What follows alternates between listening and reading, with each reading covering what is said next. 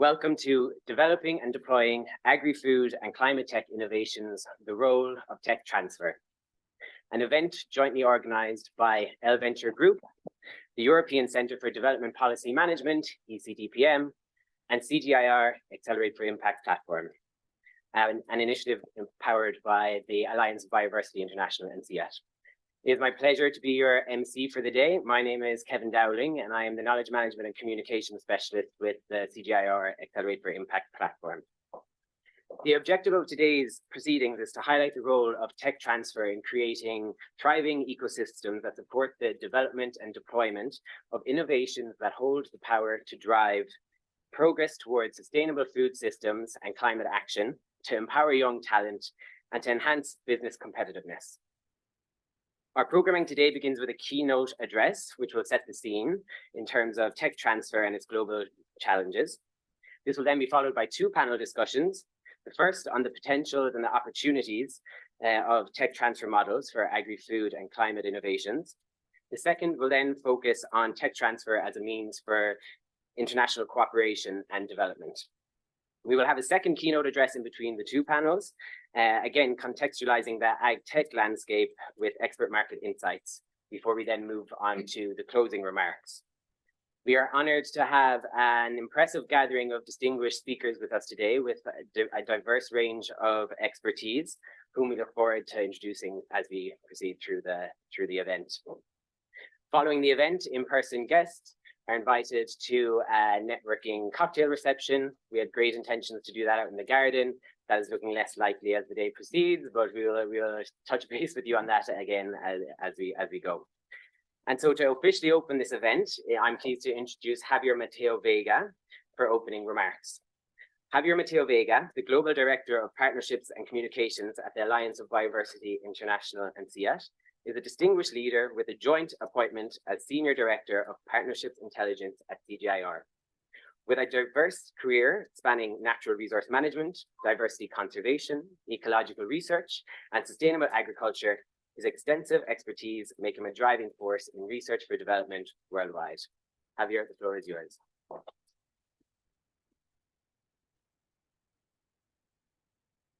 Thank you so much, Kevin.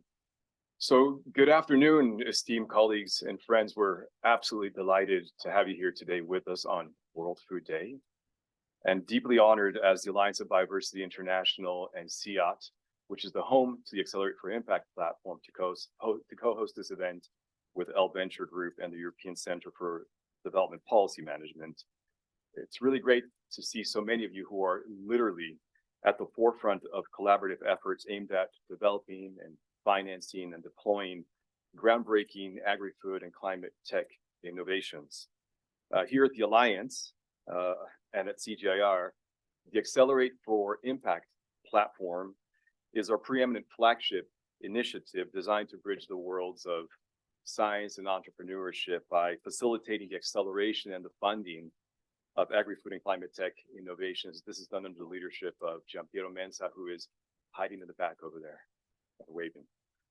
So now it's no secret that we're facing unprecedented challenges in the realms of food security and climate change, and clearly harnessing the potential of technology must be one of our primary drivers for solutions.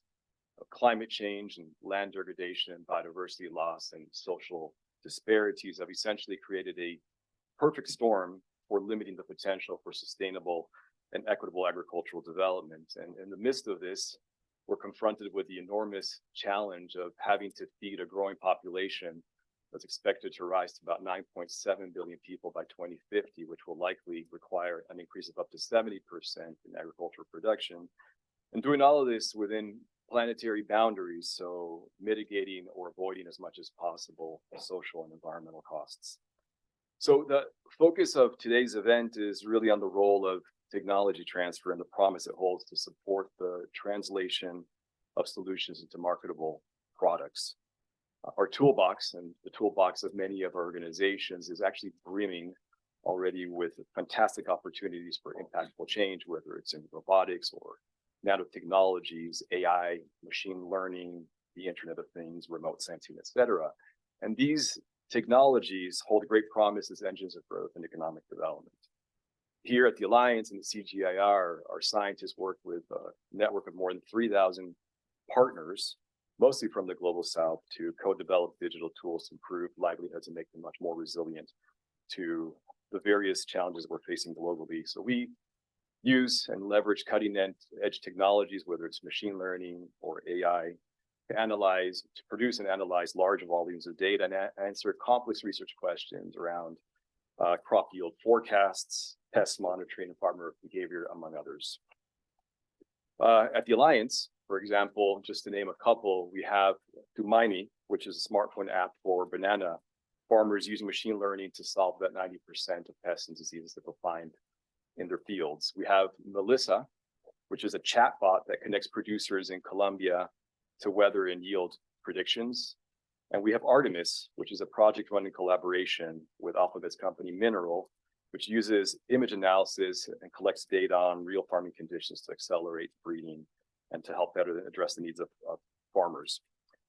However, for those innovations still in conceptual or pre-commercial stages, the journey from idea to impact is a long and complex one, often hindered by a critical bottleneck, which is insufficient technology transfer mechanisms. So it's crucial that we develop effective models to efficiently harness and promote these early stage innovations, both locally and on a global scale. So the need for technology transfer, as we all know, is particularly acute in the Global South, where many regions severely impacted by climate change or the effects of ongoing food insecurity often lack access to advanced technologies that can help them mitigate these issues. So today, throughout the event, our esteemed panelists will delve deeply into these challenges and share the progress made by their respective institutions and with their partners, whether it's the private sector or international organizations or scientists or policymakers, most importantly, end users such as farmers in co-creating solutions and innovations to some of these problems. So before we proceed with our first keynote and panel discussions, I would like to emphasize to the audience that the discussions and the collaborations initiated here today truly have the power to shape the future of sustainable agriculture and climate action. So I really want to invite you and encourage you to participate, to share your insights, to bring your ideas to the table, and to really help us to unlock the potential that technology transfer offers for impactful agricultural and climate technology. So once again, on behalf of the Alliance and CGIAR, please receive our warmest welcoming, and we really hope that you'll have a fantastic and fruitful discussions. Thank you very much.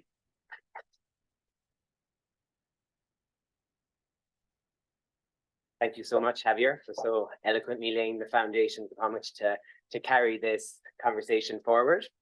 So next up, we have our first keynote speaker, Mark Mann. Mark Mann, as the Managing Director of Mark Mann OU and the co-founder of Divine Ox, has established himself as a prominent figure in strategic innovation services and impact measurement in Europe. Having served in various roles within Oxford University Innovation, most recently, Mark held the position of Social Venture Lead, where he directed venture creation of Oxford University social venture spinouts. With a rich background in social venture creation, humanities and social sciences, commercialization, and knowledge exchange, Mark's expertise extends to universities, SMEs, and organizations aiming to drive innovation and social impact. Mark, the floor is yours. Thank you very much, everybody, and an absolute pleasure to be here. I'm going to talk about new models for knowledge transfer today. And I know we're talking about technology transfer, but technology, one of the things that I've learned over the 7-8 years that I've been doing technology transfer is not to get bogged down in the technology and into the processes, but actually think about what the possibilities can be. So first of all, let's talk about the mechanisms. So here we have a selection of mechanisms here. Now, you will have partnerships, we have policy engagement, you have public engagement, commercialization, and it's there where technology transfer sits. And you'll see the consultancy, licensing, spinouts. Those are the sorts of things that, for those who are technology transfer people in the room, you'll be familiar with. But some of the other things that we've been doing, or we did at Oxford and I'm doing at other universities across Europe now, is to look at other models as well. So these include service agreements, franchises, and social enterprises, and setting up not-for-profit organizations as well. But I don't want us to get bogged down in the mechanisms. We do like doing that in technology transfer. And I tell you one thing, it cuts the scientists off. So we should really not do it. It becomes it's like we have our processes, we have our procedures. It's like putting your suitcase on the conveyor belt at the airport, and it goes through all the different processes, but you actually forget about what it is that's driving that work in the first place. So why am I not going to be focusing on the mechanisms today? Well, I want to tell you about a project. Actually, didn't have very much technology in it from the beginning. It has an awful lot of technology in it now. This is an innovation that came out of the International Development Department at Oxford University. It's research into poverty, the causes of poverty, and they developed a multi-dimensional poverty index, which they were using as a tool to consult with governments across the world. They focused mainly on LATAM, but they also did Africa and Asia as well. Now, it was used as a policy tool for government, but then a bank that formed a partnership with the university in Costa Rica, and they wanted to know not what the poverty in the country was, but what the poverty was inside their bank.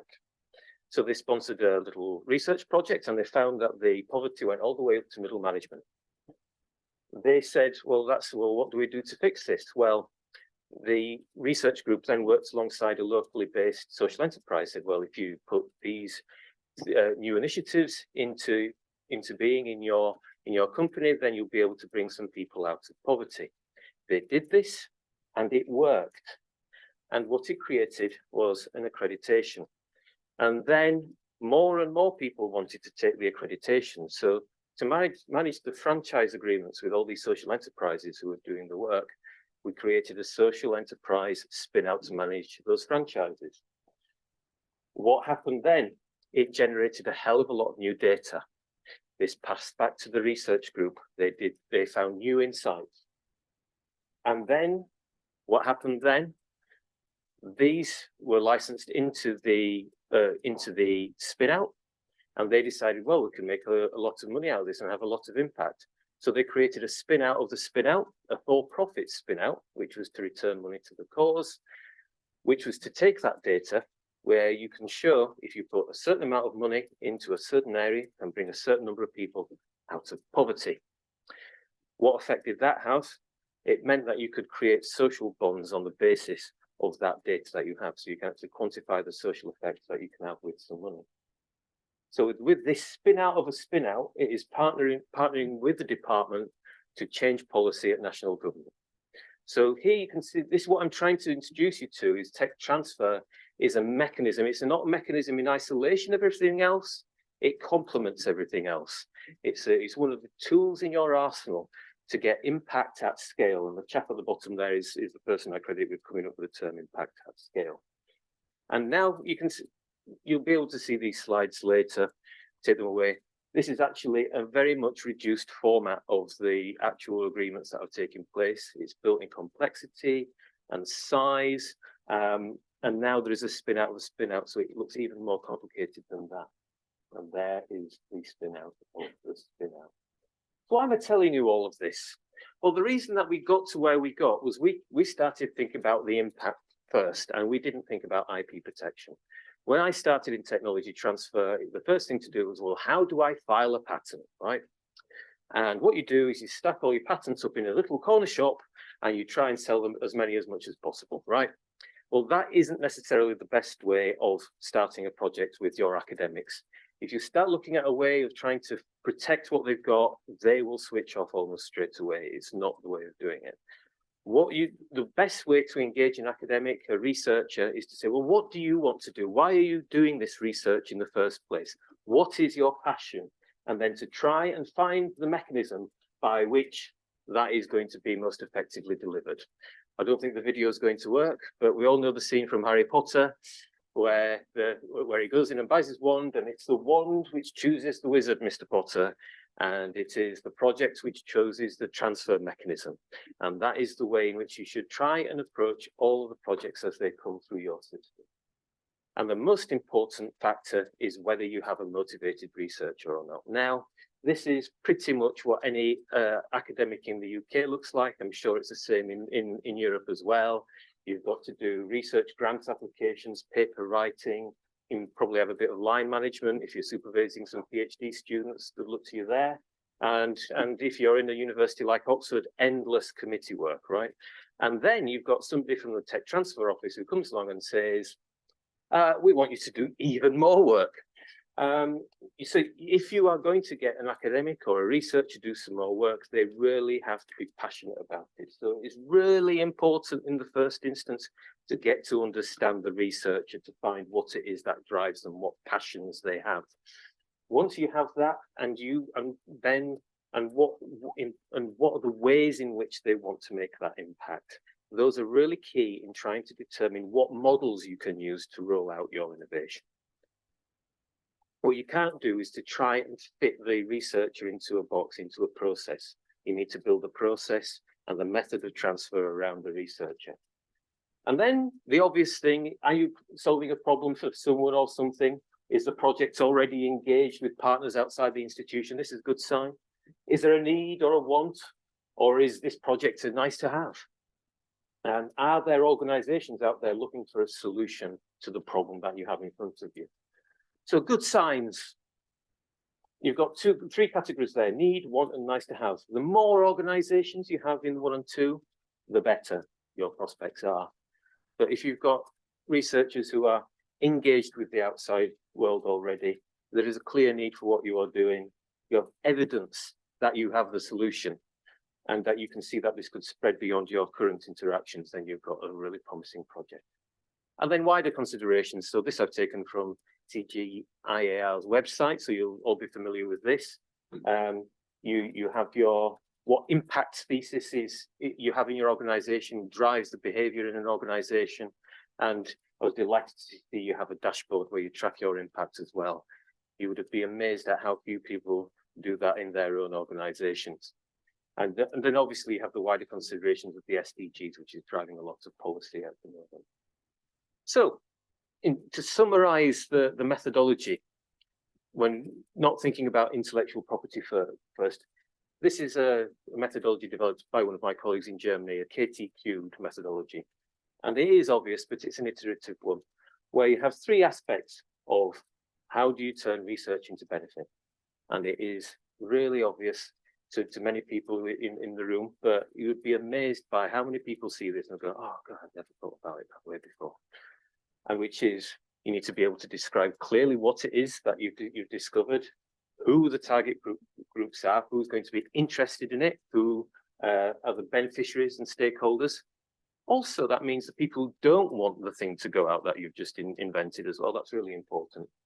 And how much of a difference does it make? What's the value proposition? What's the benefit to them? So returning to that first example that I gave you earlier, which was Sophia, the International Development Poverty Measurement spin out. See at the top, this is what it is. This is the methodology. This is how they calculate poverty within an organization. And you wouldn't be surprised to see right at the top of the list there is nutrition. So SDG 2, again, something which you're all familiar with here. And so it's a combination of multiple dimensions and it can be articulated very clearly. Who was interested in it? Well, in Costa Rica, large number of companies were interested in it. We expected about 20 to sign up, 80 signed up at that first event. Why? Because they were consulting with government, and the vice president of Costa Rica at the time was really interested in it and really stimulated in business interest within Costa Rica and said, we want everybody in this country to take this accreditation.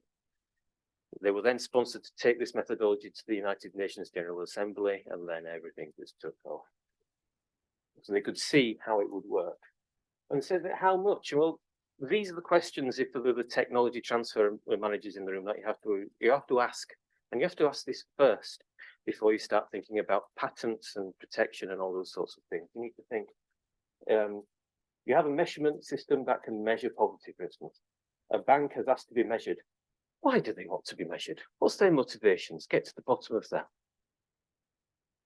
And then think about the bank. Well, what would happen if their biggest competitor was measured as well, and everybody knew about it? And what would happen if all the companies in the country were measured? And what is valuable about all of this? And the answer to all of this is that they'll all compete against each other. They'll want to be able to show that they're the best company to work for, the most ethical company to work for. You've got a positive accreditation mechanism that everybody wants to compete against themselves with to get the best outcomes for their business. It's a win-win. When you get to the bottom of that, you realize you don't need a patent at all. The core, what you're trying to find in any innovation is the value. What is it that people is driving behavior? What is it that people need? It's great fun trying to work this out. And when you're working it out with an academic, as you're trying to solve a problem together, right, rather than trying to work out where your next patent is going to come from, you're going to have a very fruitful collaboration. Now, protection is, of course, often key to optimizing success.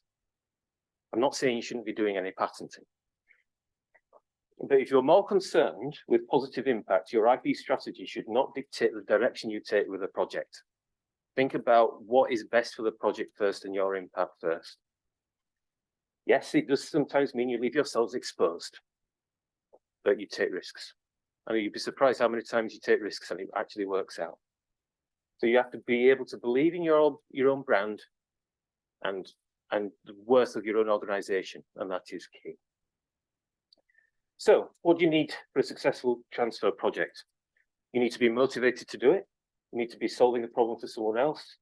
And the nice to have is being aligned with a much wider agenda. I don't think there's any problem for those people in this room today.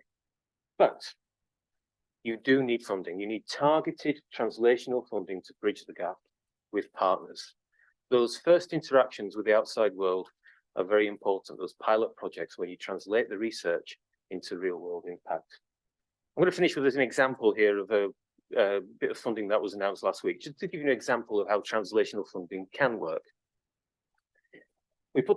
My company put together a consortium of universities from across London and successfully bid for 1.8 million euros to combine, classify and accelerate the social enterprise pipelines from universities across London to solve the market failure in social enterprise in London. And the market failure is that most of those social enterprises were addressing the public sector with slow turnover of contracts, a long sales cycle, and they would die before they would actually land a big contract with government. So you bring together buyers from the public sector in London. So these are local authorities, healthcare providers, those sorts of organizations. Bring together corporates from the public sector who are already supplying to those organizations, and combine them together with translational funding so that they can bid for contracts in the public sector together. You have a little bit of seed funding, a few tens of thousands, and that makes all the difference. So then they get income into the business, they have access to market, they can demonstrate the value that they have, and the impact on the business can grow. So that's what I mean about targeted success, because if you actually then capture the data that comes from that, you can use that as a mechanism to bid for further funding and to develop financial instruments to grow your impact in the future. So, in conclusion, for a successful knowledge transfer, you need a strong desire to make it a success from all involved. You need to find mechanisms to optimize the project rather than trying to fit the project into a transfer model you already have. You need targeted translational funding, and you have to have the courage to take risks. For everything new that I tried at Oxford, I had the strong backing from the complete hierarchy at Oxford University. They all wanted it to be a success, and when I had my disasters, they covered my back. If you do the same in your organizations, it will work out. You will have some disasters, and my God, I had disasters, but you'll also have some really good successes to think about. And that's what I hope to see you all do in the years to come. Thank you very much.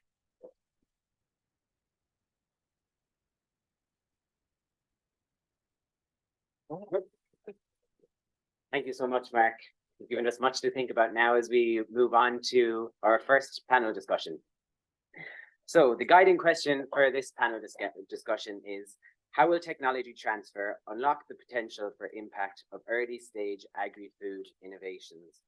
In this session, panelists will focus on the mechanisms that support early stage innovations to spin out and secure capital to grow, and ideas on how to better support young, talented scientists and entrepreneurs and the agri-tech innovation ecosystem more widely. In addition, the discussion will address the importance of creating market-driven products that can serve as solutions to the major challenges facing food systems and agriculture worldwide. So to facilitate this discussion as a moderator, we have Dr. Giampiero Menza. Dr. Giampiero Menza, Senior Manager for Partnerships and Innovative Finance at the Alliance of Bioversity International and CIAT, is a distinguished international development professional who plays a pivotal role in strategic collaborations between the public and private sectors, and his commitment to development and mission-oriented science extends to the conceptualization and launch of the CGIAR Accelerate for Impact platform. I give the floor to Giampiero.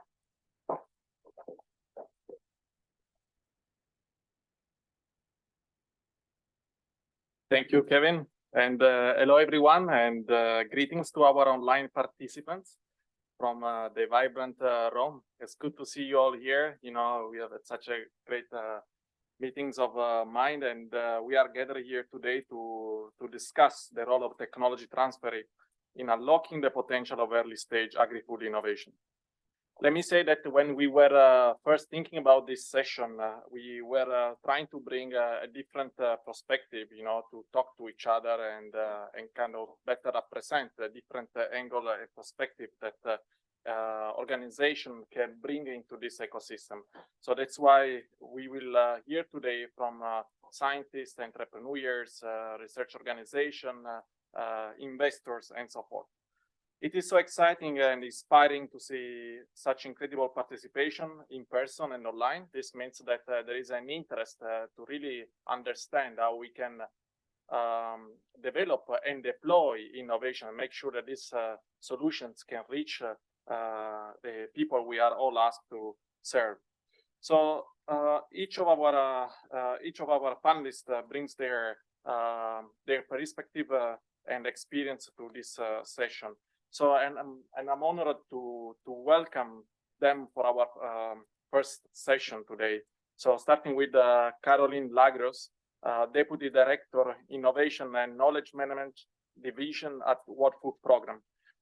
Caroline plays a pivotal role in World Food Program mission to combat hunger and disaster worldwide by promoting continuous innovation and learning, contributing to the Sustainable Development Goals of achieving zero hunger by 2030. Caroline is here today to bring also a voice about the incredible work led by World Food Program Innovation Accelerator in their effort to scale agri-food businesses. Please.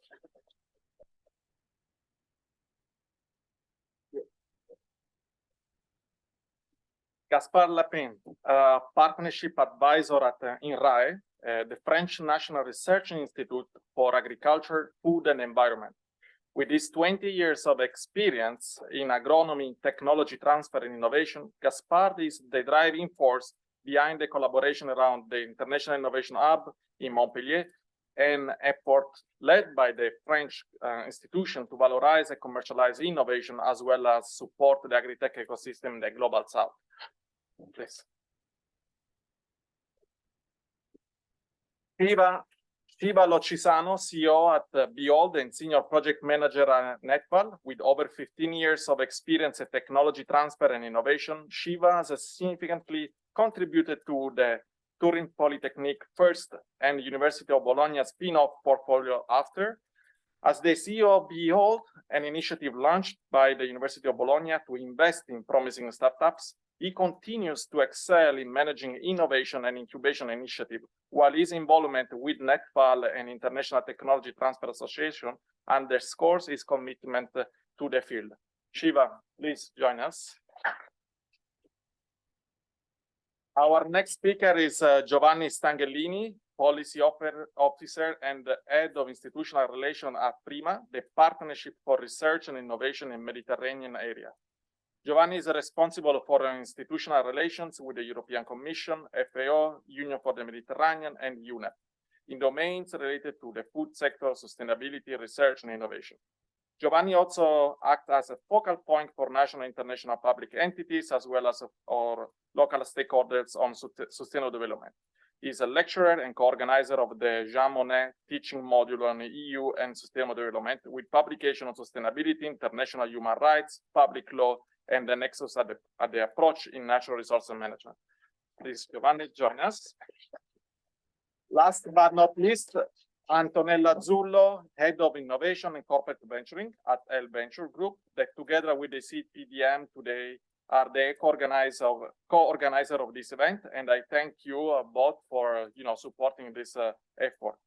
Antonella brings a wealth of experience from her roles at Accenture, Value Partners, Exxon Consulting, where she masterminded complex innovation and digitalization programs for top banking and insurance clients. In her current role as a head of innovation and corporate ventures at LVenture Group, she has spearheaded over 60 open innovation initiatives, impressive, in collaboration with the industry leaders. A round of applause to our distinguished speakers today. Antonella, please. So to set the scene for our discussion today, let me say that embracing innovation in our agri-food sector is key to a sustainable, healthy, and prosperous future. From precision farming to disease and drought-resistant plants to food tech and nutraceuticals, we can agree that there are a number of solutions that can lead the way in shaping a new agricultural phase and help the world produce more nutritious food with less energy, water, plastic, and waste. Obesity, diabetes, and other big cardio and metabolic diseases place immense strain on global health system. By harnessing the potential of agri-food and nutrition science, we can reverse these trends and tackle other huge challenges facing society today, from climate change to feeding a growing global population. We heard from Mark, we heard from Javier that there is an increasing interest in research solutions to address increasingly complex and interconnected challenge. There is still a gap, however, in this, making sure that solutions that are developed in research institutions and university can actually be deployed and supported and invested in the market. So this is going to be the focus of our discussion today. So without further ado, let's get started and hear from our stars today. So I will, just to warm up a bit, and I would like to briefly make sure that you can also explain a little bit where you are coming from, what the organization is doing to support this fostering early. Oh, sorry, this is for you, right? I thought it wasn't working. In fostering early stage innovation in the agri-food sector. I will start with Giovanni, because Giovanni represents an important institution that is supporting at the global level a number of projects and scientists that are with their breakthrough innovation can really can really deliver impact. So Giovanni, just the floor is yours, and then we go continue now.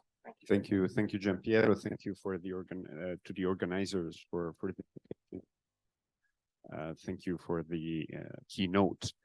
That was very inspiring. So I here represent PRIMA. PRIMA stands for Partnership on Research and Innovation in the Mediterranean Area. It is a partnership jointly funded by the European Commission and 19 states of the Mediterranean. So our geographical scope is Mediterranean, and we have strong institutional support because we have European Commission and 19 states at the so at the highest possible level, addressing some of the key challenges that unfortunately we are facing nowadays, especially in the Mediterranean. So water management, agri-food systems, and in particular recently food security. So far, especially starting from 2018, we have funded more than 200 projects, research and innovation projects. So we have a portfolio of projects. Some of them are quite mature, in the sense that they have already tested and validated some demo sites or pilots on the field. And when I say on the field, I mean, I refer at the different reams and shores of the Mediterranean, which of course includes European states, as well as 8 states which are now joining the European Union. The relevance of these projects derives from the fact that the topic, the issues that each projects addressed are defined by scientific advisors that are they reflect to a certain extent the national ministerial priorities. So each year we identify topics that are agreed among the 19 states, and on those topics we we open calls, competitive calls, and we fund those projects, asking researchers to test and validate with demonstrators or pilot on the ground their research ideas. So now that the phase we are addressing now is how to valorize further the research results of those 200 or some of those 200 projects. And we, in particular, the map and what I consider key elements enabling this process on top of the institutional support that we have and that we will leverage on is, to a certain extent, territorial understanding of the needs and especially of the stakeholders, meaning farmers, local communities, as well as, of course, local authorities that can, of course, facilitate this process. Many of these projects rely on technological innovation, sensors or technological applications, DSS, for instance, or IoT related to water management and food systems. So the idea is to bring together different stakeholders. In our experience, the success of not only of our initiative, but also on scaling up processes and projects on the local ground is to have multiple stakeholders together, including also the finance sectors, multi-development banks, of course, local and national authorities. So bringing together different actors is a key element to be successful in the scaling up of the project. And just for leaving the floor to other panelists, also the role of the specific professionals, innovation brokers, able to match the scientists on one side, researchers on one side, and the business needs on the other side is, in our understanding and experience, a key component that is helpful to facilitate the impact. Thank you very much, Giovanni. So I would like to ask Gaspard first, because he's also coming from an international organization representing. So I'd like to hear from you. Okay. Yeah, it's working. Okay, but so I'm from INRAE, as you say, and most of my part is dedicated to the University of Montpellier. And in the University of Montpellier, we are now putting on the way some kind of innovation hub. The French government tried to gather all the innovation ecosystem in different hubs in every city, and we choose in Montpellier to go international. We have got CIAT and IRD who are deeply involved in the country and try to put a lot of innovation on the market. And we try to gather our initiative in Montpellier and make it happen all the world. And we have 3 different axes for working. First, as Mark said, people need to learn how to innovate. It's not easy for researchers, so we focus on this point on capacity building, because we think that when a researcher is motivated, it's easy to go. and we always want to reinforce and choose best project. So we need to exchange with other at the international level and understand what are the needs of the people, what are the needs of the farmer, in order to say, okay, we are going to invest in this project because it will be easy to put at the international level and satisfy the needs of the people. And the last one is make the science know everywhere. Because if you have a science degree, you could be the best in the world, but if people who need the science doesn't know that they need science, that the science exists and we cannot provide the field and we cannot adjust to the need of the people. So we have to put the science visible. And for that, we try to create scaling up tools for writing down, because if you don't see where you have to connect, where are the connections, you cannot connect. And that's what we try to do and share with our partners and learn from our partners, because we want to learn a lot from them. Thank you, Gaspar. Caroline, may I ask you just to give also a World Food Program effort, what you are doing and amazing work you are doing on the ground. Sure. Thank you, Jean-Pierre. It's a pleasure to be with you today. My name is Caroline Legros, and I work for the UN World Food Program, the world's largest humanitarian agency fighting hunger. It's a privilege to be with you today on World Food Day. And I don't have to tell this crowd that we are not on track to achieve the Sustainable Development Goal of a world with zero hunger. We really, business as usual is not enough. We are not on track. You see it every day: conflict, climate, rising costs in nearly every country that we work in. You go to the supermarket and you see it. Food is more expensive than it used to be. So we really need innovation, technology, knowledge transfer to change that and to speed up progress on a world with zero hunger. And that's what WFP is doing through our Innovation Accelerator. We have a dedicated place in Munich where we're supporting, scaling, and sourcing solutions in support of a world with zero hunger. I'm happy to tell you more about it, but let me pass back to you.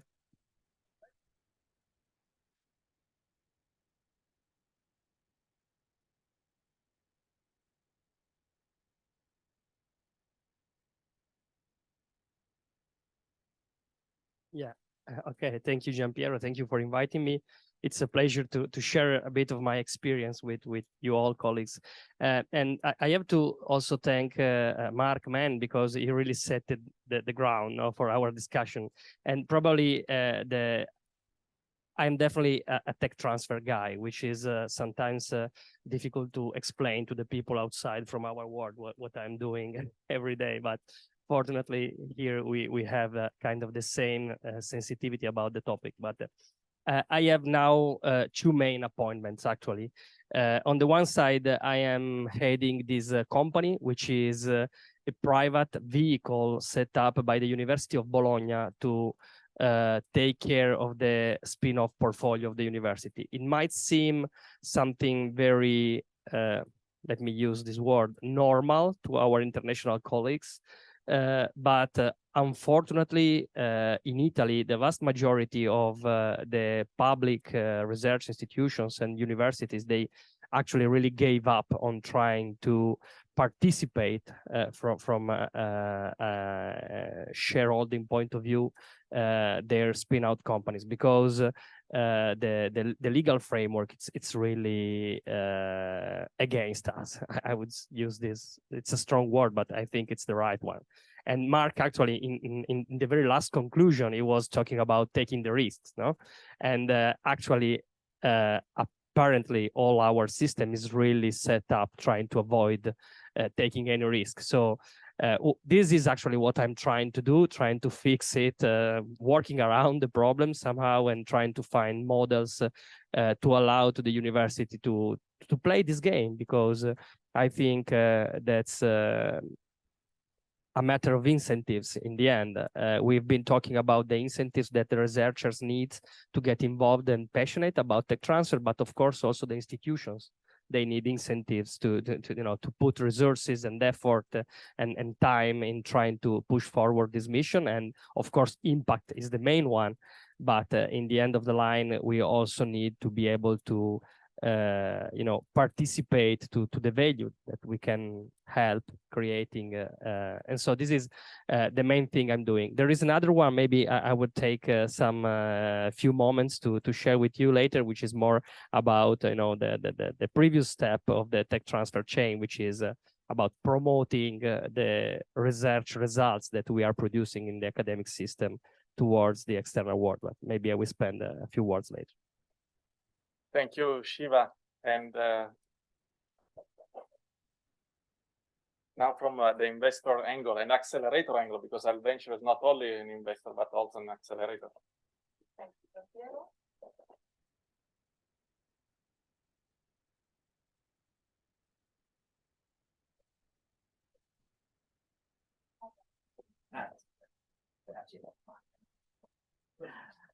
Thanks, Giampiero, and thanks everybody for the incredible and beautiful participation. Yes, I'm talking from the venture capital perspective.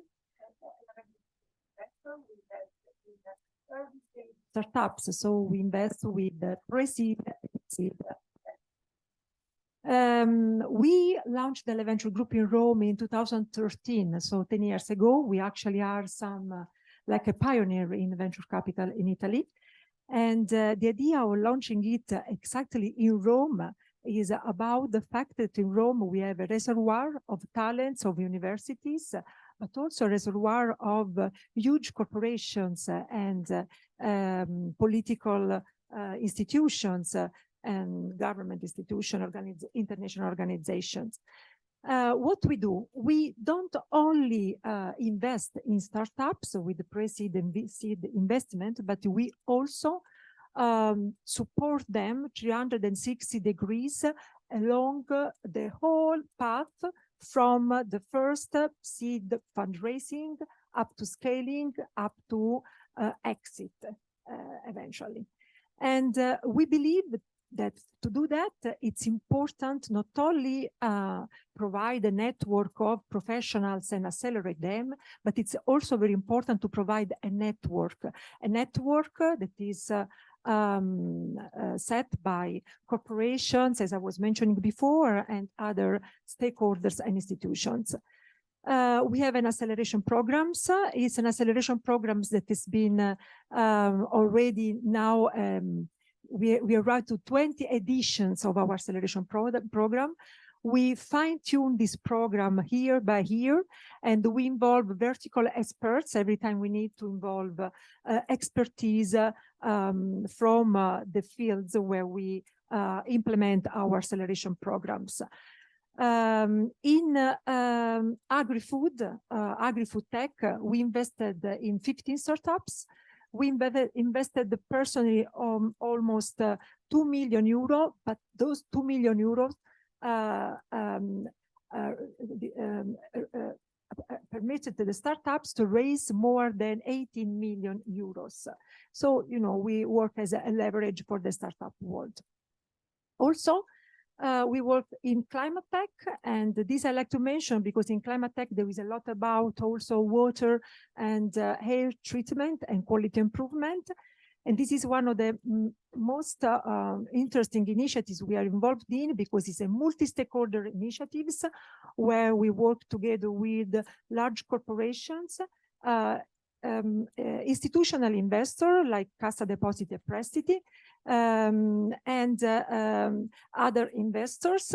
And the lesson learned from us for this kind of multi-stakeholder alliance and accelerator is that co-innovation is possible, and the market validation is one of the most important key success factors for startups, and this is only possible when you have many players around the table. I leave the floor to the next question. Thank you, Antonella. And let me reconnect briefly to what Caroline was saying. We need not business as usual approach. We need innovation and technologies. Where we find them, I'm sure there are a wealth of solutions that are properly parked somewhere in our research centers and the university. How we can find, first of all, mechanism. I mean, maybe you can explain us, some of the most successful mechanisms you came across, and what are the incentives, for young, talented scientists and entrepreneurs, to pursue this opportunity to bring the innovation to market, and then at the same time connect them to the reality, right? Because sometimes startuppers are a little bit disconnected from the market, and making sure that these two pieces talk to each other, and we are really developing solutions that can go to actually the people we are asked to serve. So I don't know who wants to take this question first, otherwise I will point to you. Thank you, Gaspar. Okay.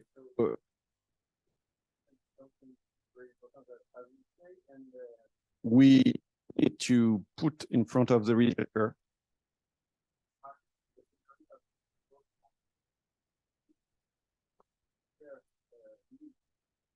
generally, when we think about new viruses, around something. For example, to work on a site and there are better. This one is better. Okay. The researcher in citrus have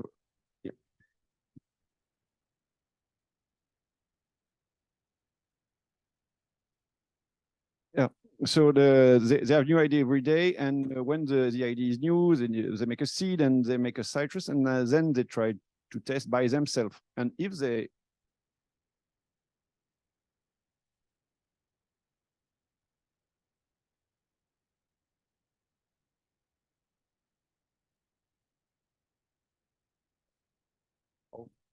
better like that, yeah, perfect.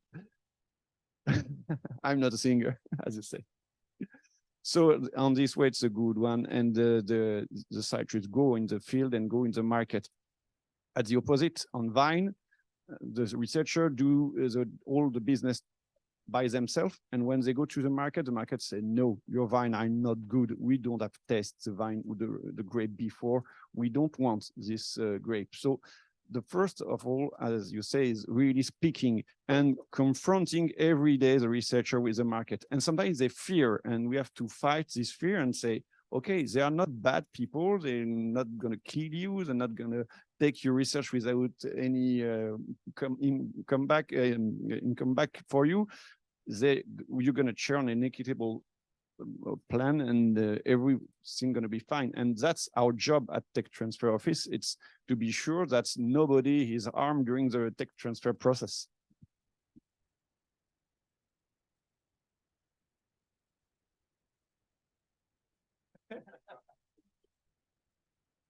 Thanks so much. It's really interesting to hear from you. Just to explain a little bit how it works with the World Food Programme's Innovation Accelerator, we really believe that it's the problems on the ground are the ones that are worth solving. So having the advantage of being over 120 countries, we're really looking for innovations that are solving problems on the ground. And we launch innovation challenges a few times a year.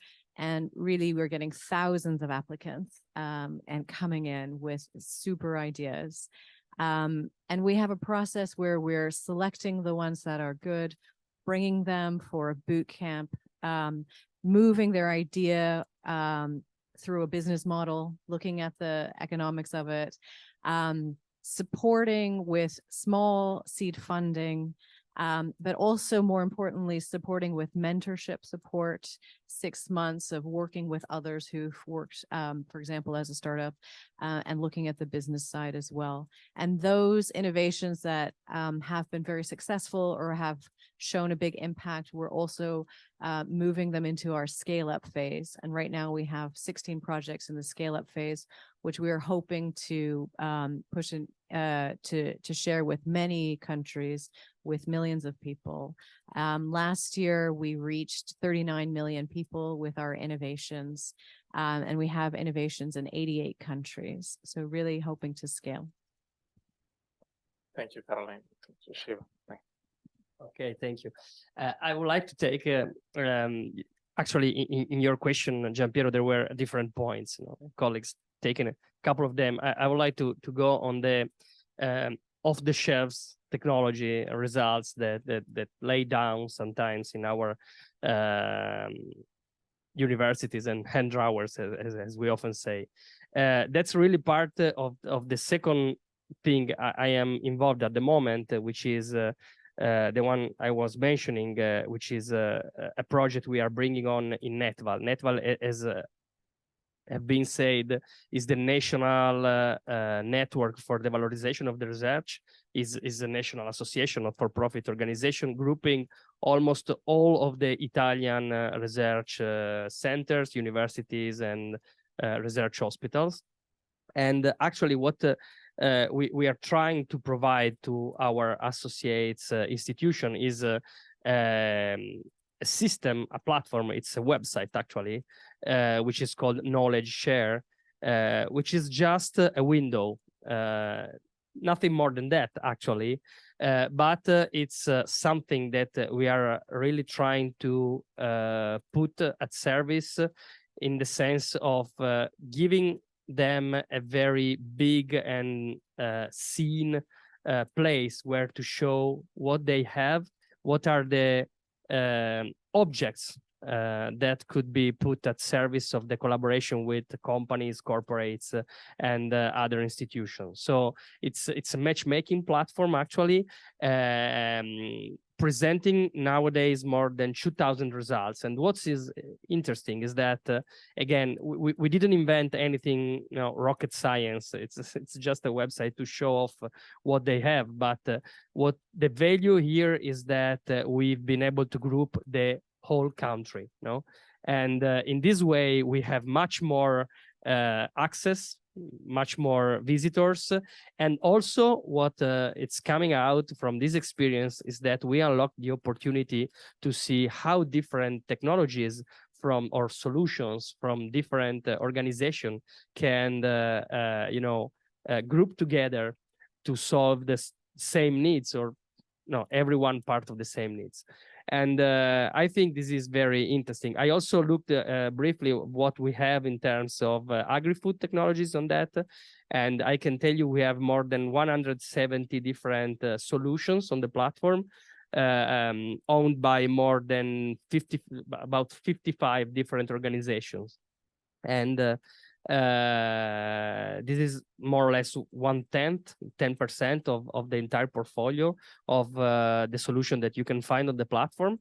And so this could really be the ground for some new collaboration, and the very aim of the platform is to put interested organization, companies, stakeholders directly in touch with the owner of the technology. So we don't have any intermediation. It's completely free and public, and it's really allowed to external organization to get in touch with our members. Giovanni, would you like to add something? Yeah, in particular, two issues that have been mentioned already, but characterize also the activity that we are doing in Prima. One of it is the attention towards let's say territorial-based solutions, and working to find solutions, looking on the ground, so finding territorial-based solutions, looking at the stakeholders, understanding the complexities of the final beneficiaries, and interacting with them as much as possible, because what, at least in our experience, that is the Mediterranean context, which is in itself very articulated and rich, what might be proof valid in a certain area or country or region might not apply entirely on the same at the same level in a different area, which of course doesn't imply that replicability is not allowed, but it can take place, replicability of a certain model or experience or innovation, provided that certain ingredients are together. So in our approach, what we are experiencing now is a more country-based tailored experiences. Then second element is, has been mentioned, for instance, the issue of mentorship or capacity development activities. Since we as a partnership, we cannot offer all the services that are needed to deploy innovation and to find solutions. We, for instance, deliver and funds research and innovation. So we can arrive to a certain extent to, let's say, proof of concept, but then all the other pieces that make a certain project successful or a certain experience successful has to be derived from the alliance with other actors that might have greater involvement in a country, greater expertise, better able to dialogue with finance or other type of donors. So also the scale or the deployment of innovation, I think, is a result of a multi-stakeholder effort. And this is pairing very much with the aim of our partnership. Thank you, Giovanni. I think there are several elements here that can feed the discussion and the panel too. You know, this is more at the broader level, the policy level. So a lot of interesting examples here. But I have a question to you, Antonella.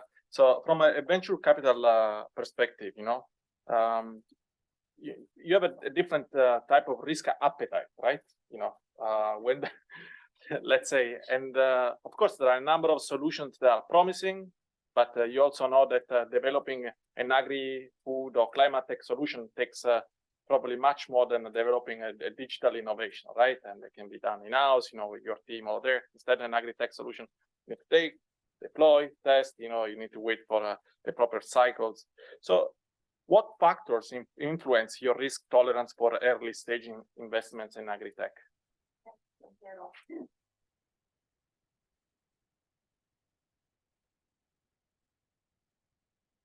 There's a slider on the microphone.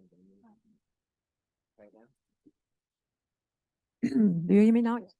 Great. Thanks, Giampiero, for this question. Yes, actually, we have a few elements to choose our investments. And I'm happy to say, because this is a very good news. First of all, we invest in people. So we invest in a team. This is the first thing we look at. We look at a team which is highly committed, 100% engaged on this specific project, on the startup they are building and they are, you know, trying to develop. We want also that this team is composed by let's say a skill set that is multidisciplinary. So we like when we have scientists, but we like when together with the scientists, we have engineers, we have entrepreneurs that maybe already had previous experience. And for us, this is number one. Then, of course, it's very important that the solution that the startup is proposing as a market. We always say, if you don't have a market problem, you can't have a startup. So for us, this is crucial. And it is really crucial also, and this we do with our help, with the acceleration program, that we can validate the product market fit very early. For us, all the rest, innovation, of course, must be disruptive.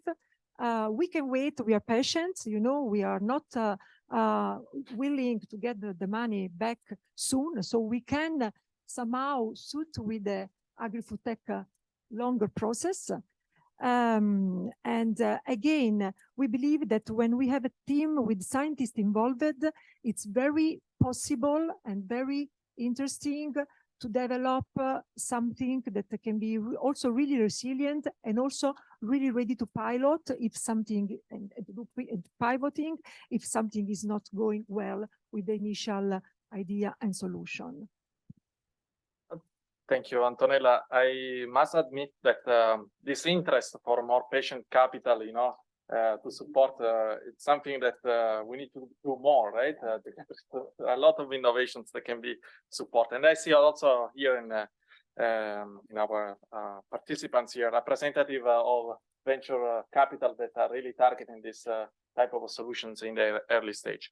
I would like to remain with you, not just because I want to put you on the spot, but I just because then I will go to the rest of the panel. But I would like to understand, how difficult it is to deal with a tech transfer office, and how challenges, and what kind of challenges, and maybe you can give us an example on how effectively you kind of address some of the problems. When you found something very good, you said, "Oh, this is the startup I want to have in my portfolio," but there were some challenges with the TTO that gonna let the startup go.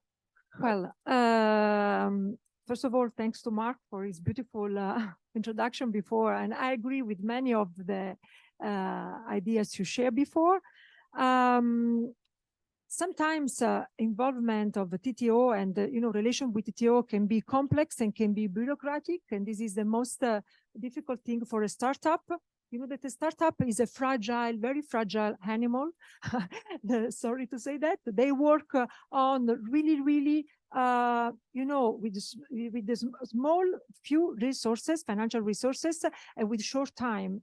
So if TTO processes are not aligned with their speed, it's difficult to involve TTO. Also, we believe that there must be a strong alignment between interests of startup and TTO. So negotiating the licensing, the agreement, it's crucial, and it's crucial also to find a win-win approach.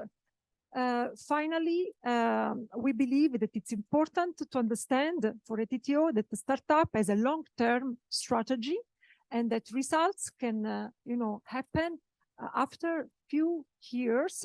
And this is why sometimes we think that, the tracking with KPI, the results of a startup, and keeping the TTO aligned with those KPIs can be a way to create a win-win partnership. Thank you, Antonella. I don't know, Shiva, I'm sure you have something to say about it. Yes, thank you. No, I'm glad to contribute to this discussion because actually what Antonella just said is our experience from the people from the TTOs from the very beginning of our career. No, this is the sort of discussion that you have every day with investors, but also companies. And companies sometimes they have some more specific problems, but and I mean. They are it's true. No, what Antonella just mentioned, it's a list of common problems that we had to face. And for instance, the experiment, because this is how I call Behold at the moment, my company, the holding company from the University of Bologna, it's exactly intended to try to solve at least part of those problems. Because, for instance, the speed of taking decisions, there are some sort of decision that I have to revert to the board of the university, but up to a certain limit, I can take those decisions on my own, and I'm definitely quicker than the university in taking those decisions. In terms of the terms of licensing, and the patient capital, which somehow are two related topics from the university perspective. I mean, this is again something we are trying to fix in having connected channels, let's say, because if we have a direct stake in the capital of the company, we can try to review the royalties, for instance, to a lower rate, because we put our skin in the game, as the investors normally say, because we can take part of the risk for better return later on, being part of the company. So these are exactly the sort of things that we want to address. As I was saying, it's not easy.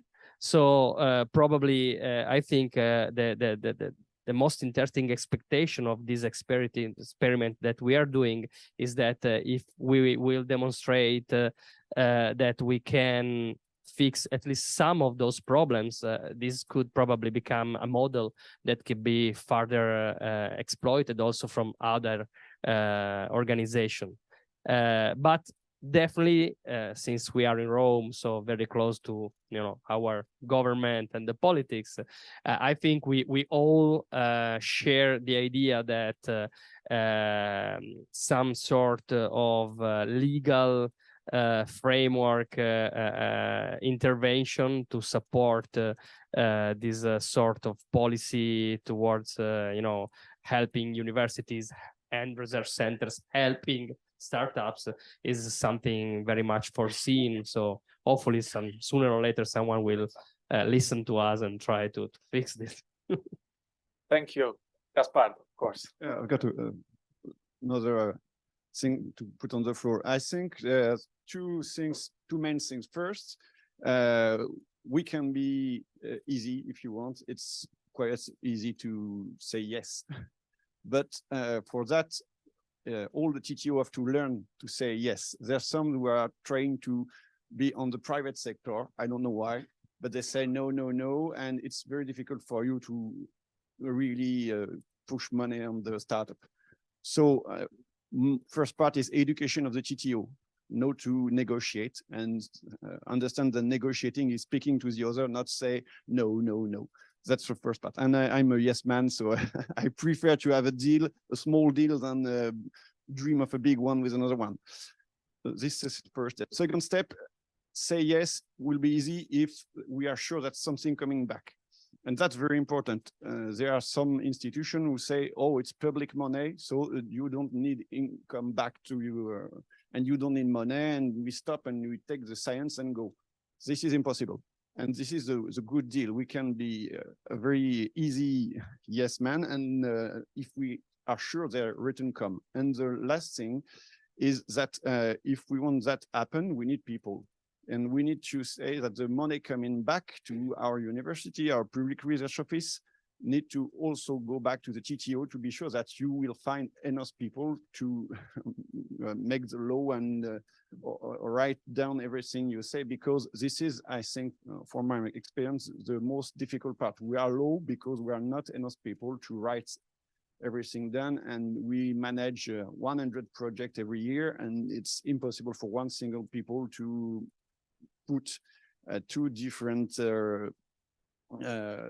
process inside the machine every day, and we need people, so we need to share with the scientists the money coming back from the companies, and the scientists also need to have something, because it's valorize them, and when they see the money coming, they say, oh yes, last time I worked with a startup, some money come to me, so next time I hope I can have a new house or a new car, or just give to the charity or whatever. And that's the point I think we help us to grow. Thank you, Gaspard. I think World Food Program has recently launched something extremely interesting with the UNCDF. It's the UN Capital Development Fund. I don't know, Caroline, I don't want to put you on the spot, right? I don't know how much you know about this interesting experience that you've been working on, but this can also then lead to our final question about how can we create this thriving environment, ecosystem, that we all want, to support agri-tech innovation in the early stage. Thanks for the question. No, as you were saying earlier, it's a lot of the time it is about resources. As a humanitarian organization, our job is not to give out loans. So we've been working with the UNCDF for the last few years, and we're really proud that a few weeks ago we managed to sign an agreement and launch a new initiative called WFP Bridge. And the idea is that there is a fund that can be used for innovations, that can be used on a loan basis. And really this is quite a breakthrough for the United Nations, because we are unfortunately a bit bureaucratic sometimes.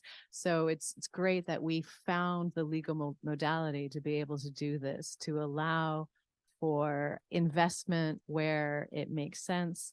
We've got a great project happening right now in Rwanda, and really looking at helping smallholder farmers take their business to the next level. So I think it's a great initiative, and we hope that it will just grow. But really, as you know, to get things off the ground, you need financing. And so we're really proud of this agreement that we have now with the UN Capital Development Fund to be able to finance good initiatives like this one. Thanks. Thank you, Caroline. And maybe I can go back to Antonella. And I mean, this is the last, really round, because we want to leave also a few minutes for questions from our audience today. So we talk about in ecosystem support, what key elements are needed to establish a robust agri-tech innovation, in your opinion? Thanks, Giampiero. Yes, as I was mentioning before, we strongly believe that multi-stakeholder initiatives are really crucial to develop programs that can really generate impact. To generate impact, of course, we need to create a funnel that goes from research and university and can get access from funds and venture capitals when the research lend to be a startup. This is, of course, the VC standing point. And I think that we could, for example, start thinking about developing an Agri-Food Tech Accelerator that could join all different actors and stakeholders. We have many here today, and each one of us is actually involved on one of the stage of the innovation value chain. And just to give an example of what we have done and what we are doing in this moment with Rome Technopole, which is a multi-stakeholder initiative where we have 7 universities, 20 corporate partners, some TTOs and players like us, and we are trying to scout and accelerate the startup and university spin-off. In this case, is in fields like digital transformations and sustainability, environment sustainability, but this can be done also in the agri-food tech sector. So once again, to boost ecosystem and to boost stakeholder partnership.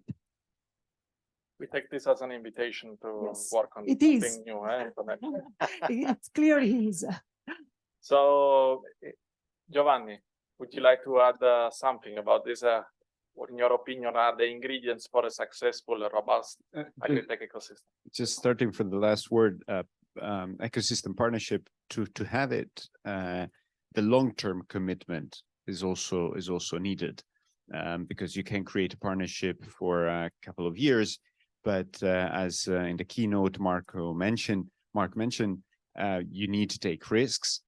Risks to a certain extent have to be deleveraged, and you can fail at the beginning or in a certain context or on a certain value chain or a certain product, but it doesn't mean that you do not have to continue, or with, of course, with the appropriate mechanisms, revisions. But so long-term commitment, so institutional partnership, are also the support of institutional actors, being public or private, or public and private, is a key element to then facilitate the ecosystem itself. And so there's, at least from my experience, even though sometimes the institutional dimension can be perceived as not fast enough to respond to the immediate needs or the problems we are facing, but still in the institutional support is an added value. Giampiero, if I can just final note, about talking about the ecosystem and the importance of collaboration. I admit I didn't know about LVenture involvement in these Rome Technopole multi-stakeholder initiatives, but actually knowledge share is being put at service of the same initiative, because we are developing a vertical for the Rome Technopole initiative. So it's really something that we are doing together already. So this is a quite clear example of how important it is to collaborate. maybe Gaspard, talking about ecosystem, right? You are coming from France, and you can bring an experience about the International Innovation Hub, the Med Valley, run by the Metropole of Montpellier. So. Okay, so the Med Valley is the initiative from the Metropole of Montpellier, you say, and we gathering with the University Hub and with colleagues from CGIAR and try to understand how we can work with other innovation hub in the world. And the first thing come to us is we need to speak with the people. We need to exchange because we don't know all the initiative, we don't know all the tools people develop, and the objective of this hub is to make people who work in innovation speak together. Exchanging for not be blocked in negotiation because they know the practice of the other, they know how it works, and they know that 3% is better than 5%, and they can do it. So that's the main thing. And then it's important, I think, in the ecosystem to have memory, and memory is generally written. So we need to have a source of written experience and return this experience and share it. And that's the most important in our ecosystem. On the other side, we have the scale up. It's not fantastic thing, but we need to scale things up, and we need to have the necessary institution for scaling up. We need to have the seeds inside the refrigerator. We need to have the field to test the seed. We need, etc., etc. And everybody cannot have all the tools for scaling up. So we need to find inside an ecosystem all what we need to grow up and scale up the project together. And finally, I just take an example of non-understanding. Last week, we have a gathering of the ecosystem in Montpellier, and the TTO were presenting some solution to a cluster, and the cluster said, no, that's not what we want to hear. And the most important was the discussion just after when the TTO asked, but what do you need? And, oh, okay, but we also have that. Next time we exchange. So this is really important. Speak together and make the ecosystem working. Thank you, Gaspard. I think we covered a lot of ground today, and I believe we are, we use all our time today, but I still want to leave an opportunity to our distinguished guest, to ask a question. So maybe we can take 2 or 3 questions from the floor. If we are already 5 minutes late.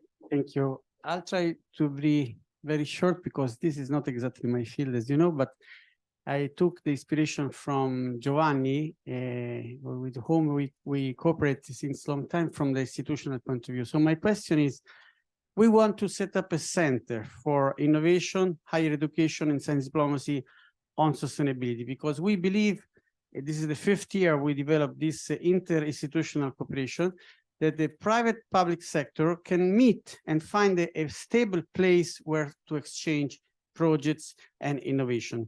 And sometimes innovation is a paradox because we developed the concept of identity cuisine, which is the balanced way of cooking our grandmothers, but then with new technology. So this is a provocative question for you. Thank you.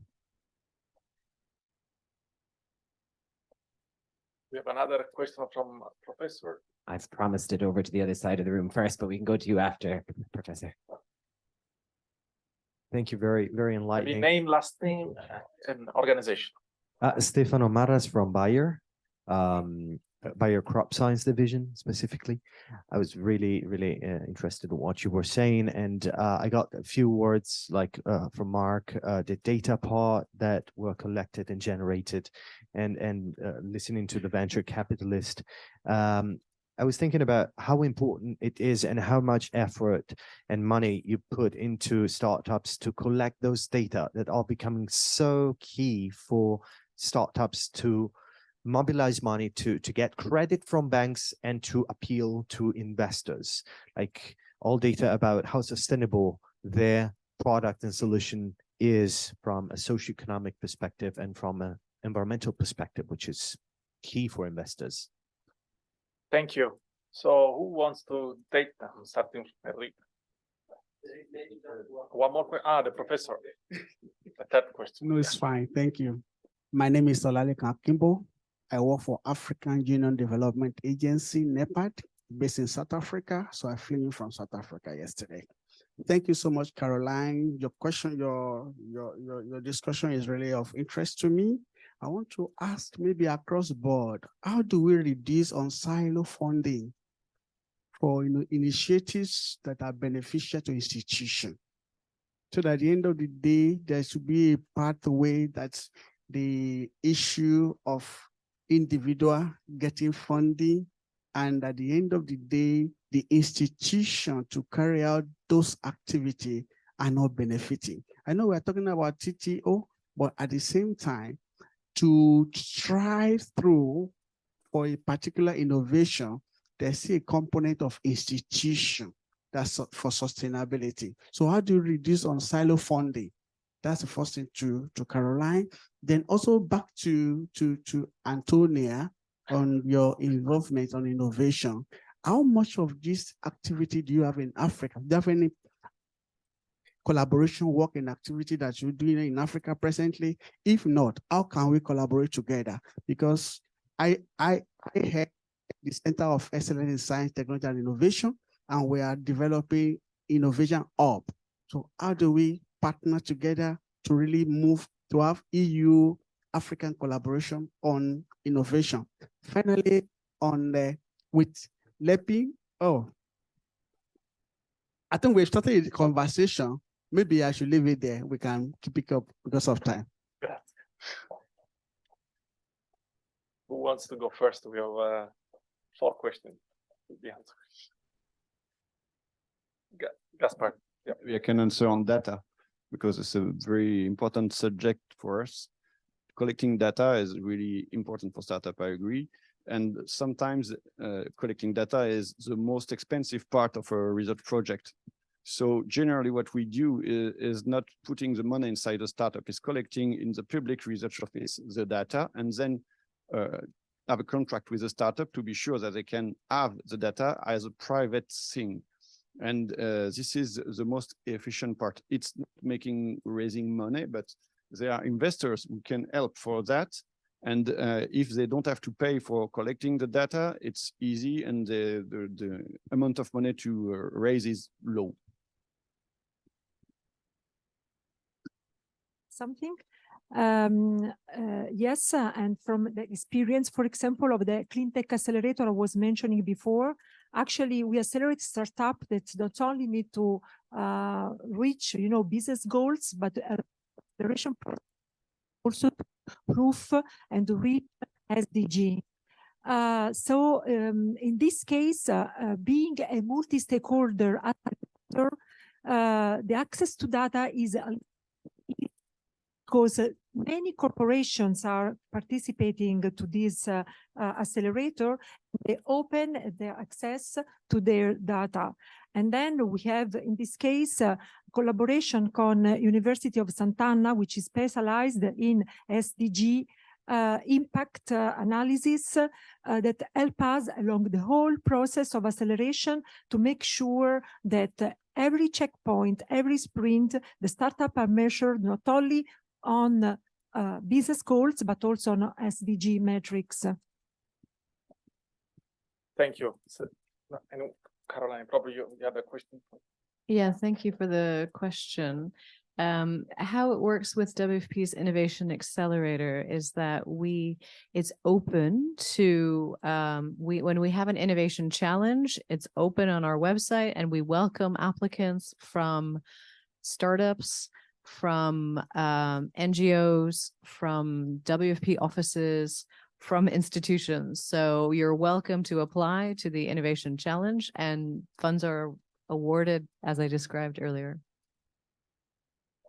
So thank you. I think we have only one question from participants online, and it's for Shiva. If you can share the link, for the platform you were talking about, we have an act. Yeah. Yeah. Normally Googling it should be easy to find knowledge share, but anyway, the URL is www.knowledge- it's the minus knowledge-share.eu. It should be quite easy to find. Okay, please, whoever has this question online, just confirm you got it. All right. So, ladies and gentlemen, thank you for your engaging insights. Our time is up. So I'd like to thank you, our audience, and once again, thank you, our panelists, for some truly valuable contribution to this topic. In short, let me conclude by saying that a continued investment in research and development by collaborating with the industry and by creating an environment where agri-food innovators can thrive, we will ensure that agri-food is at the forefront of our science mission to shape a brighter, more sustainable future. There is definitely an untapped opportunity here, and a number of philanthropists, venture funds, and corporate actors could play a role through cross-sectoral partnership by investing to further develop products and the risk innovative research that could redesign tomorrow's agricultural sector. So the future depends on us and our action. So thank you so much, and I think we need to move next to our panel.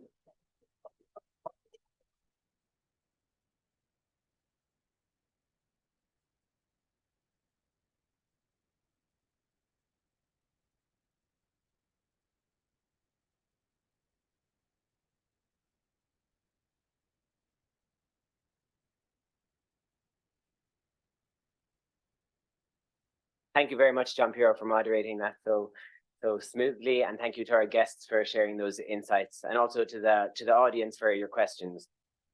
I'm delighted now to invite two representatives from a groundbreaking startup up to the podium. A startup that has been supported by the CGIAR Accelerate for Impact platform, Sand to Green. Sand to Green was announced as the winner of the CGIAR Accelerate for Impact platform's Agri-Tech for Morocco Innovation Challenge in 2022. And here to elaborate on their successful journey from lab to market is Chief Executive Officer Benjamin Rambot and Chief Agricultural Officer Wisal Ben Moussa. Thank you.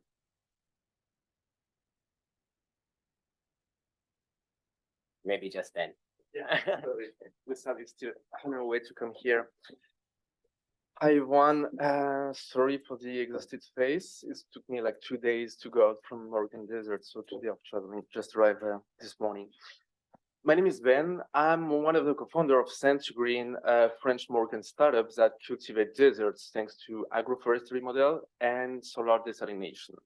So before telling you the story of Sand to Green, let me ask you a question. Does anyone here can give me a name of an ecosystem that has been created and maintained by humankind for over thousands of years? Come on, guys. An ecosystem that has been created by humankind and maintained for over 5,000 of years. So it's been a long time. Yeah, who is it? Good, thanks.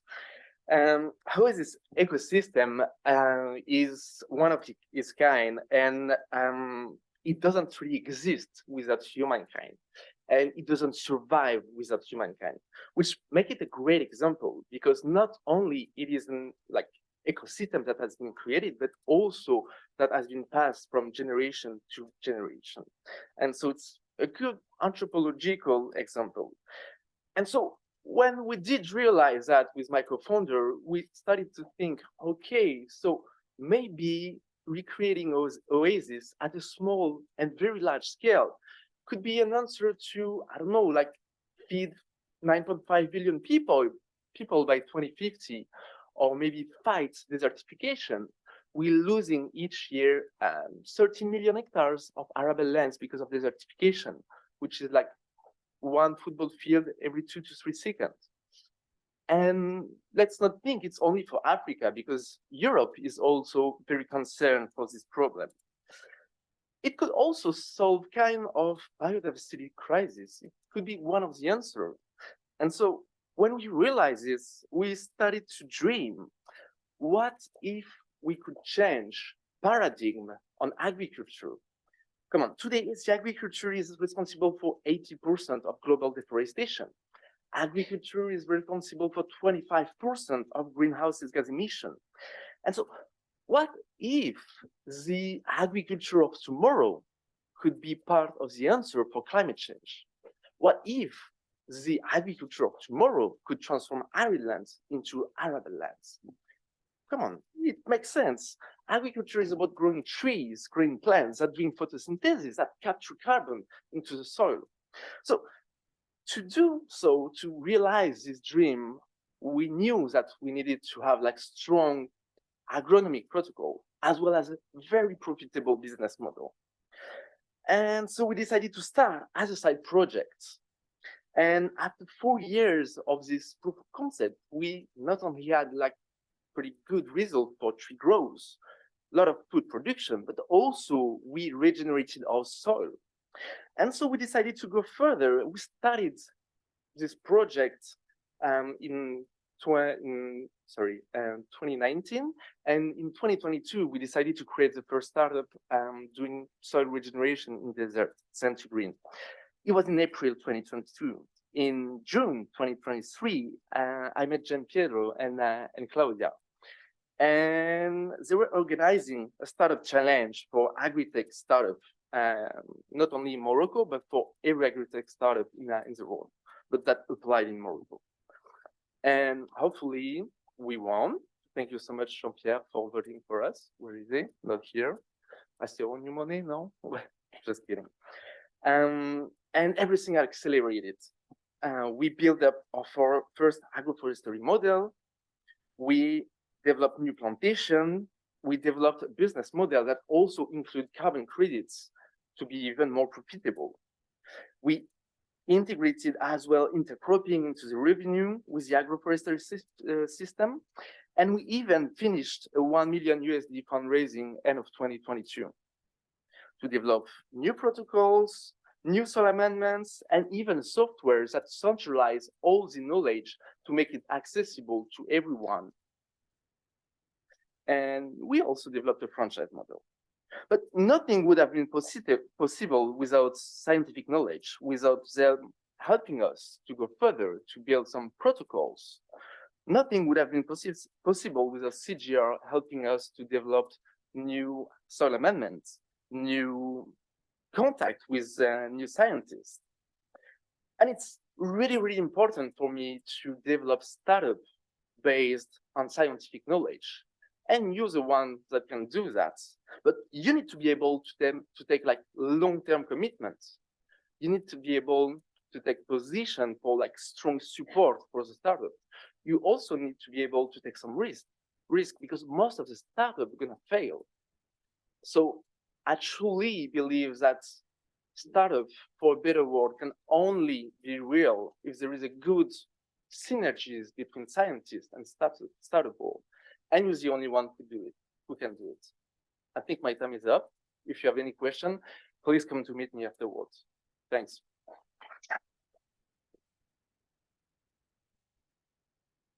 Thank you so much, Ben. It's great to hear that, and we're very much looking forward to continuing on the collaboration as we move forward. And so now we move on to the second half of today's programming, and I'm thrilled to invite Han-Gyul Song to the podium for our second of 2 keynote addresses. Han-Gyul Song is a researcher and data manager at Brighter, where she has been collaborating with several CGIAR initiatives to identify digital and tech-enabled agri-innovations in emerging markets. Previous to joining Brighter, Han-Gyul researched the digital business landscape and market competition at the World Bank in Washington, D.C. Han-Gyul, the floor is yours.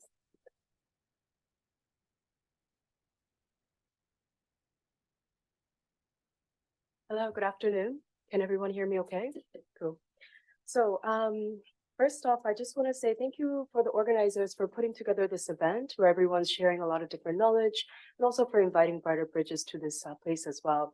I think we're really here not as an expert in tech transfer, but more as someone who can speak a little bit more in the landscape of the agri-tech ecosystem, especially in Africa.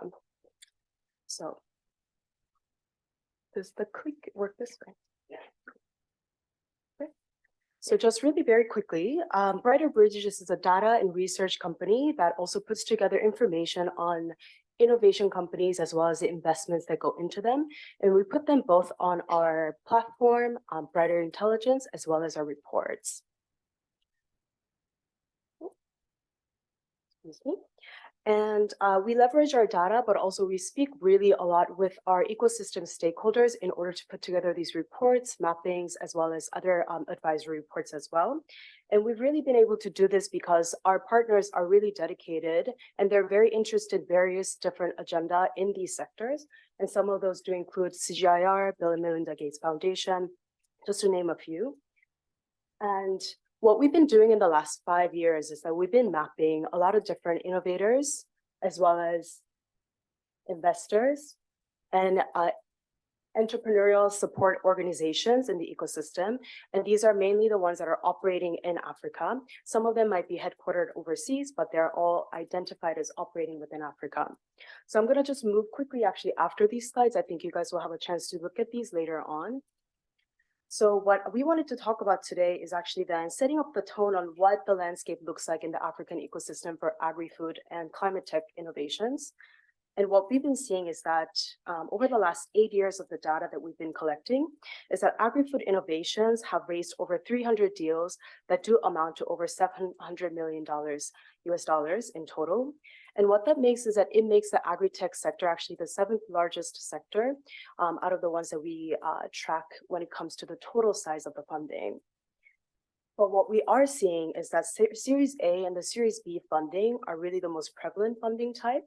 But then when comparing that to, but that is really driven by, sorry, what I'm trying to say is that when we compare that actually with other sectors that are top raisers, this actually doesn't signify that this is a growing sector. When we look at the funding size as well as the medium funding, the sector is actually very much early stage. So some of the really large deals that we see are actually quite seldom.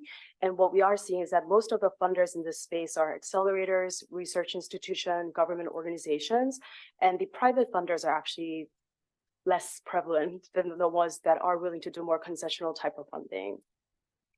And this also shows when we do look at the median size of the funding. So the median size, average median size for the ag tech innovators in this space in Africa is at around $250,000. But when you compare that with other top sectors like fintech, which the median funding is at 1 million, and e-commerce where the median is around 615, you can see that the sector, when it comes to the size of the deal flow, is on the smaller size. But there are so many different explanations as to why this is the case, and we're not going to go deeply into that in the 10 minutes that I have. But I think what it is relevant for the discussion is that I think it does reflect the fact that the African agri-tech and agri-food innovation system is about working with smallholder farmers, and there are a lot more gaps in the infrastructure as well as the production structure of the agri-food systems. So a lot of the funding that does come into it tends to be a little bit still on the earlier size. And also this is something that I was thinking about while the panel discussion was happening, is that I think the risk appetite for entrepreneurs to begin with is actually a bit different than perhaps working in the European context, where a lot of the entrepreneurs do have to give up a lot to actually go into entrepreneurship. And so we've heard from the research institutions based in Africa, for the researchers to go into entrepreneurship does take a big leap of faith, as well as a lot more ground funding to go into it. So there are some of those things. And then,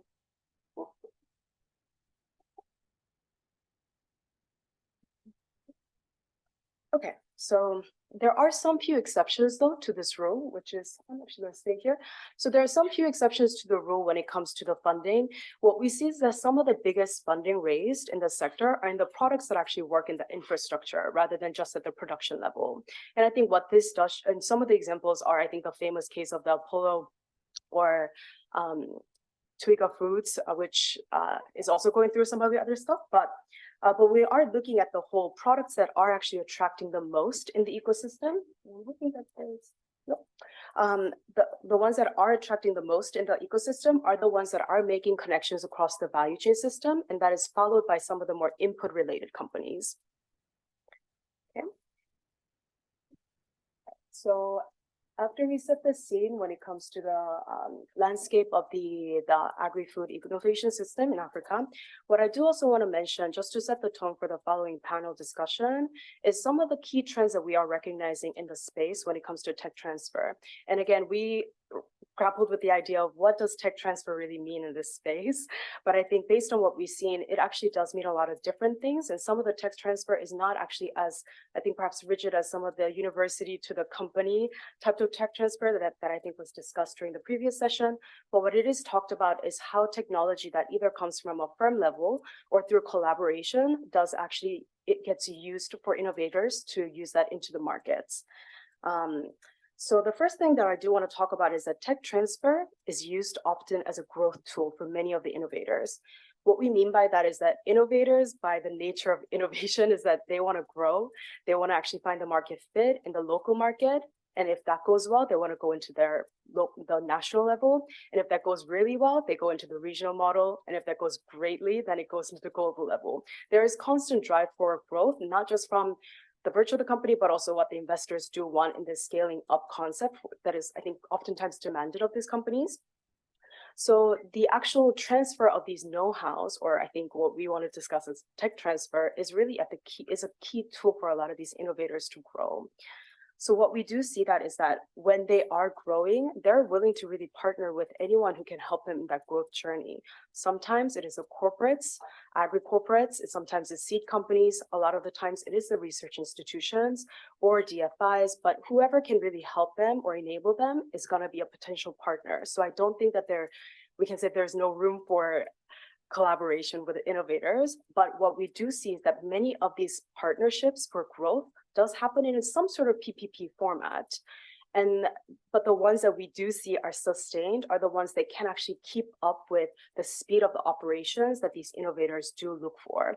And I think that is a challenge oftentimes when working on these multi-stakeholder partnerships where CGIAR is going to have a very different speed of operation versus a startup that is just about to grow. So we do see that just being able to meet at a place where both can operate in a similar speed is something that is of a key when it comes to partnerships.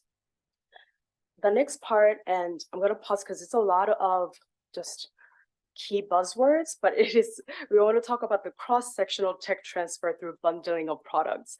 What I really mean by that is that a lot of the times agri-food innovators in the market that we see, they actually grow by bundling their products either with products within the agri-food system or actually with other sectors. So some of the insurance products oftentimes get bundled with seeds, or they get bundled with other fintech products. What this also, the implication of this for tech transfer is the fact that the tech transfer companies or research organizations that are trying to work with innovators do need to think outside of just agri innovation as a source of tech transfer.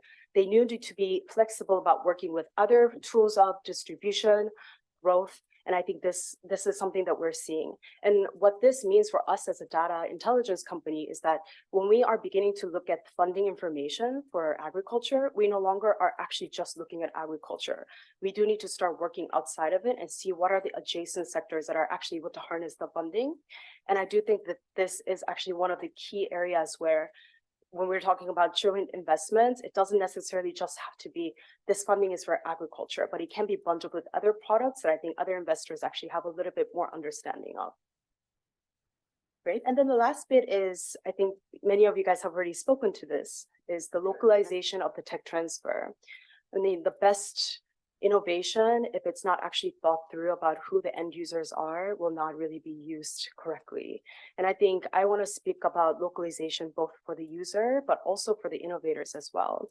Like I said in the earlier of this, is that many of the entrepreneurs that we speak with, the risk appetite for going into entrepreneurship is higher for many of the African entrepreneurs. What they do need is a little bit more of insurance and that many of the investments that they're putting in can actually work. And I think tech transfer or the research support organizations do need to look at their partnership process as more of a longer term to give the innovators a bit more of a springboard to really work through the innovation. And another part about localization now is the end user. As I think someone else mentioned during the panel, a lot of these companies go through this product market fit where they're testing their products and seeing how it works for the particular user group, and then they innovate based on whether this is actually being received well. What I think is that with tech transfers, they also need to be actually working through that process or being willing to take the risk to actually go through those different iterations of success and failure that many of these innovators are going to experience through their growth stages, to be able to actually make the transfer of the technology and innovation really useful for the end users and have the impact that it actually really intend to have. So with these 3 points, I do hope that it was a little bit of a food for thought for the upcoming panel discussion. And these are just really the trends that we're recognizing as we research this area over the last 5 years or so. And we do recognize that agri-food or the climate tech innovations or the startups are not really the solution for the entire ecosystem. But what we do see is that they really can be a solution for very particular areas of value chain. And those can be really validated and enlarged when in collaboration with research organizations or public institutions that can enable certain environments, larger agri-corporations that can really serve as a distribution channels. We have also seen other corporations outside of agriculture, such as MNOs, also being such distributors for agro-advisories, non-commercial funding as truly the de-risker of this space, but then commercial funders who can really come in and become a springboard for these innovators. And I just want to end with the thought that these collaborations are really about supporting the people and the innovators who are caring for the land, making the food, storing them, transferring them, selling them, and eating them to keep our lives happy, healthy, and alive. So I think these collaborations do have more than just what it means for this room, but for really the daily lives of everyone.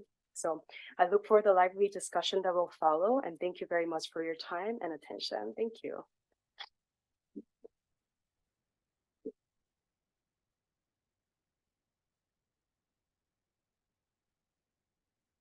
Thank you so much, Hengel, for that critical perspective and for, as you said, providing us with much food for thought as we now move to the second panel discussion.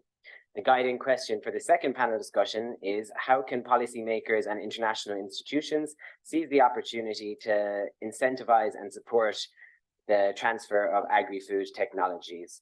And so this panel will explore the means through which an enabling environment can be fostered for the adequate tech transfer to be implemented across the sector. And it will cover infrastructural needs, incentive structures, cooperative development, and the policy perspective. And so the focus of this panel is sure to stimulate some very interesting discussion. And so it is my pleasure to now introduce our second moderator, and this is Francesco Rampa. Francesco Rampa is the head of Sustainable Food Systems at ECDPM. He is a seasoned professional with a background in economics and international trade. With a master's degree in economics for development from Oxford, he specializes in trade policies, development, and sustainability, and his current work revolves around regional food value chains, climate resilience in agriculture, and the sustainability of food systems. Francesco's extensive experience, including working as a technical advisor within the G8, the G20, and the G8 to G5 dialogue processes, reflects his deep commitment to addressing critical global issues such as agriculture, food security, and water and sanitation. Francesco, the floor is yours.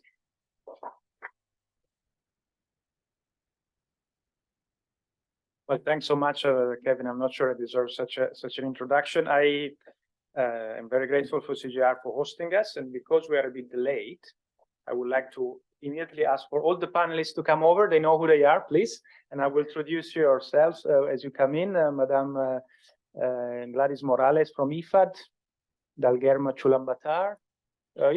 Anywhere, feel free. From FAO, Mary Bruiser from EIT, the professor and Kimbo from IUDA Center of Excellence, and my colleague Daniel Adeni from ECDPM. I think I cannot be long. I would like to speak a lot, but I cannot. But just imagine that technology transfer vis-a-vis, especially food insecure countries, and ultimately that's also what we're talking about, being hosted kindly by CGIAR, is also about moving technology and knowledge across borders, and that requires cooperation diplomacy. It may not be the best time to talk about international cooperation. Every day we have backlash on the possibility to cooperate, and yet maybe even more so we need, and the United Nations here in Rome and the CGIAR, and some of us are exactly here because we need to insist. It may be difficult to cooperate, So we must insist. And so, as Kevin was saying, this is the panel where we discuss what can we do in terms of international cooperation, what can we identify as policy and knowledge cooperation across border also for ultimately farmers and SMEs, etc. to, for example, in Africa and other low-income countries benefit. We have gathered a fantastic panel. So I am afraid I cannot, for sake of time, cover your CVs like previous panels and pleasure to do. But you understand and you will hear from their experiences why they were asked to be on the panel. So let me start straight away, having policy making in mind and international cooperation. Let me ask, first of all, the FAO representative, why is this obvious, important game changer for food security and food system, which is innovations? Why it doesn't get across border? What are the things that make it stuck at the pre-commercial level when we think of policy frameworks, institutions, etc.? Madam, you have the floor for 3 minutes, please.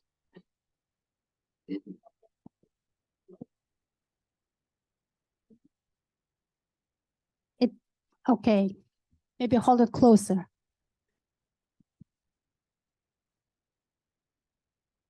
Okay, so why it doesn't work? You know, we all believe the importance of STI, and the FAO's Director General underscores the importance of this role of science, technology, innovation in achieving FAO's strategic objective as well as SDGs. But uptake of science, technology, innovation, and putting them in use, especially in low and middle income countries, is very low, as we know. And why is that? While there is enough evidence on return on investment in ag R&D is very high. It's $10 to $1 invested, right? So, and at the same time, many of you have read, probably seen this slow article on slow magic. What is slow magic? It's the impact of R&D and investment made in R&D. And however, this magic doesn't happen very fast enough. It takes decades to that magic to reveal. So how can we shorten the pathway of science, technology, innovation and accelerate the development, deployment, as well as adoption, and that reveals impact and magic. So if you look at the word technology transfer, technology, what is technology? Technology is hardware, often we're talking about, right? Transfer, what is transfer? Mark nicely put conveyor belt on his slide. Transfer is some kind of line that takes something from one place to another.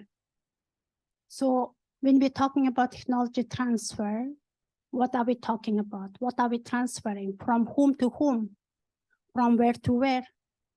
And does the supplier know the demand that, of the receiving end? Is there the receiving end, it was involved in the design and deployment of the technology or not? Will it make difference if they were?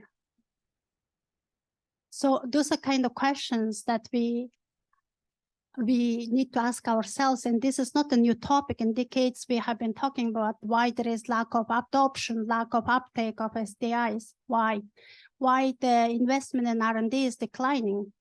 Because we cannot demonstrate impact. We cannot shorten the pathways. So in FAO, we have been going beyond technology transfer. Technology transfer alone is not enough. We need to look at a bit more holistic, more comprehensive approach, looking at innovation ecosystem as a whole, looking at agri-food system actors in a more lateral manner, not in a linear manner, that they all can, we have to have an attitude that they all can innovate and co-innovate and contribute to this process, and that they all have a role to play in this part of conveyor belt. And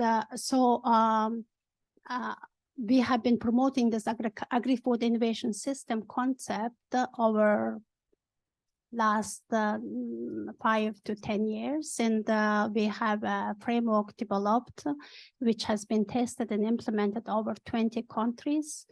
And if you are curious to know, you're very well welcome to Google Agriculture Innovation System and FAO, and you will get very concrete examples of how it's been done at the country level.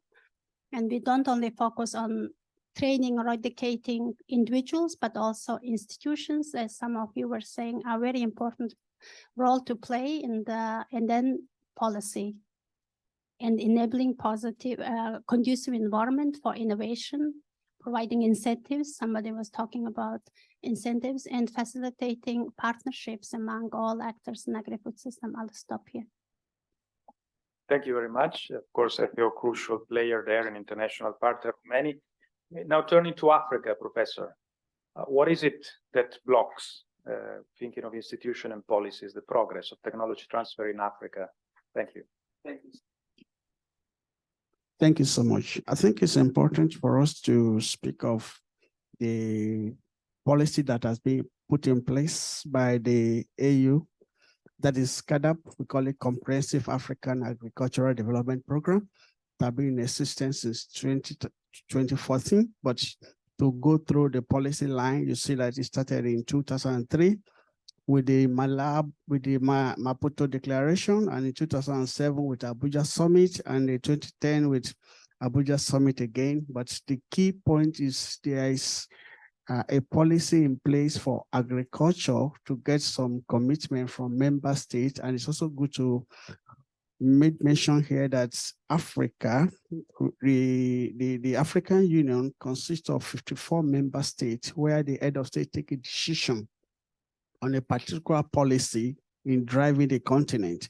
And in this CAADP policy that was established in Malabo in 2014, they enforced it that by 2025, agriculture of zero hunger should be in Africa, which we just have 2 years to go. And if you see from what we have seen in the past, you discover that innovation component is working, the end user is not getting the result, but the policy has become an obstacle to translate innovation to the end user. And you realize that the bottleneck actually is not really the policy, but the ecosystem that make policy to work. And if you I've given you a case in point is the issue of fall armyworm.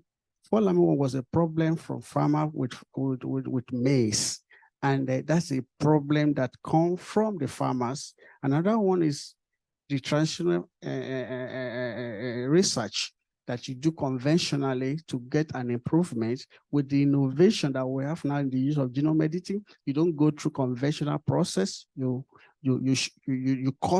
shorten the process time to get the end user. But now, to frame these two as a point of issue of policy, there's need for the connection to create an ecosystem where innovation is not only just for discovery, but to speak to the need, so at the end of the day, the government direction is enforced and all partners are they comes to stage to play. But one component of one part of the ecosystem that have been at the silence component is the industry.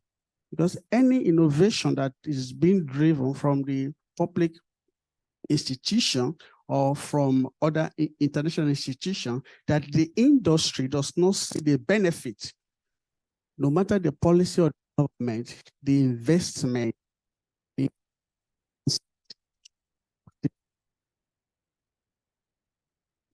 Thank you very much, Professor. If you pass on the mic this side,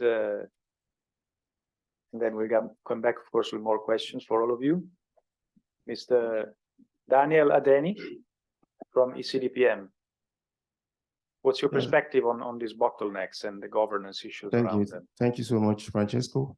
At ECDPM, we deal with issues around transition to sustainable food systems using a political economy lens. So I'm going to speak to that. And the first thing I'll say is that technology transfer is a controversial issue in international diplomacy, as it were. So we all know that technology transfer is a demand from the South, but in a way, the global North has not been showing enough commitment and willingness in that regard. You will see when you look at the formal declarations and commitment that have been made in COP, the different COPs, the UNFSS summit, you will see issues relating to technology transfer and innovation. But then when you look at strategies or concrete actions to follow up on these declarations, they are nowhere to be found. So they are typically loose in this commitment, as it were. One of the things that is also happening that, I mean, the global north, they will say maybe, yes, we have a limited role to play in terms of technology transfer. Sorry, compared, I mean, and say that, I mean, business should actually take care of that. It should be the business of businesses to take care of technology transfer. So these are the things that are going on. And in terms of when you look at all these also commitments and the EU innovation agenda, you will see they say equal partnership based on shared visions and objectives. However, when you look very critically, I think the agenda, when in terms of setting the agenda, it is really not equal, as it were. That is the number one point I'm going to make. The second point is the limited investment in innovations that offer potential for sustainable food systems. And I'll give you, I mean, there is this latest IPES report that states that 63% of money flowing into agricultural R&I, 63% of that is basically focused on maintaining or just tweaking a little bit the existing system. In other words, we are not seeing innovations, I mean, innovations that have those potential to transform our food systems, they are not being funded. And such as organic fertilizers, perennial crops, and the likes. So to me, there seems to be a tension between viability and sustainability. So in other words, those innovations that have potential for sustainability to transform our food systems, they are seen as not being necessarily viable, as it were. So they are not being funded. And thirdly, what I want to talk about is, well, using a political economy approach, and I'm going to say it, there is a big elephant in the room that we are not talking about, and that is the corporate capture of the food system, where we have a few big companies dominating and setting the scene. There is an example here, 3 big players in the commercial seed sector. They actually dominate the market, not only in terms of market share, but in terms of investment in R&D, in terms of investment in R&I. So agricultural R&I. So the implications of that is that you see a further reduction in innovation coming up. You see a lot of increasing barriers to entry for actors that can offer game-changing solutions. And because of time, I would just also say that also you see that a lot of tech innovators around R&I, they are being bought over by these commercial big players. So it's a big thing when you see that even the startups and things like that, like eventually maybe sometimes they are being bought over.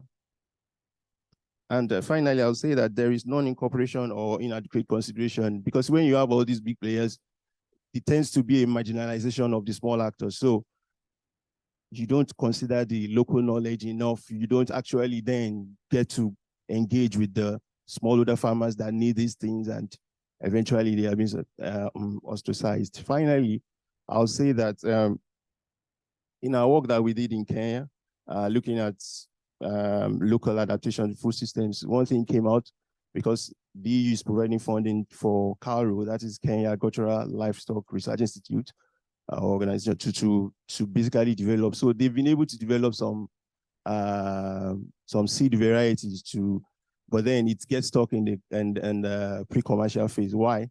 Because of regulatory bottlenecks, even in country. So what I want to say is in-country regulatory bottlenecks sometimes also hinder this kind of uptake and scaling out. So we see that KEFIS, who is in charge of regulating, there is a lot of delay from their end in terms of then certifying the seed.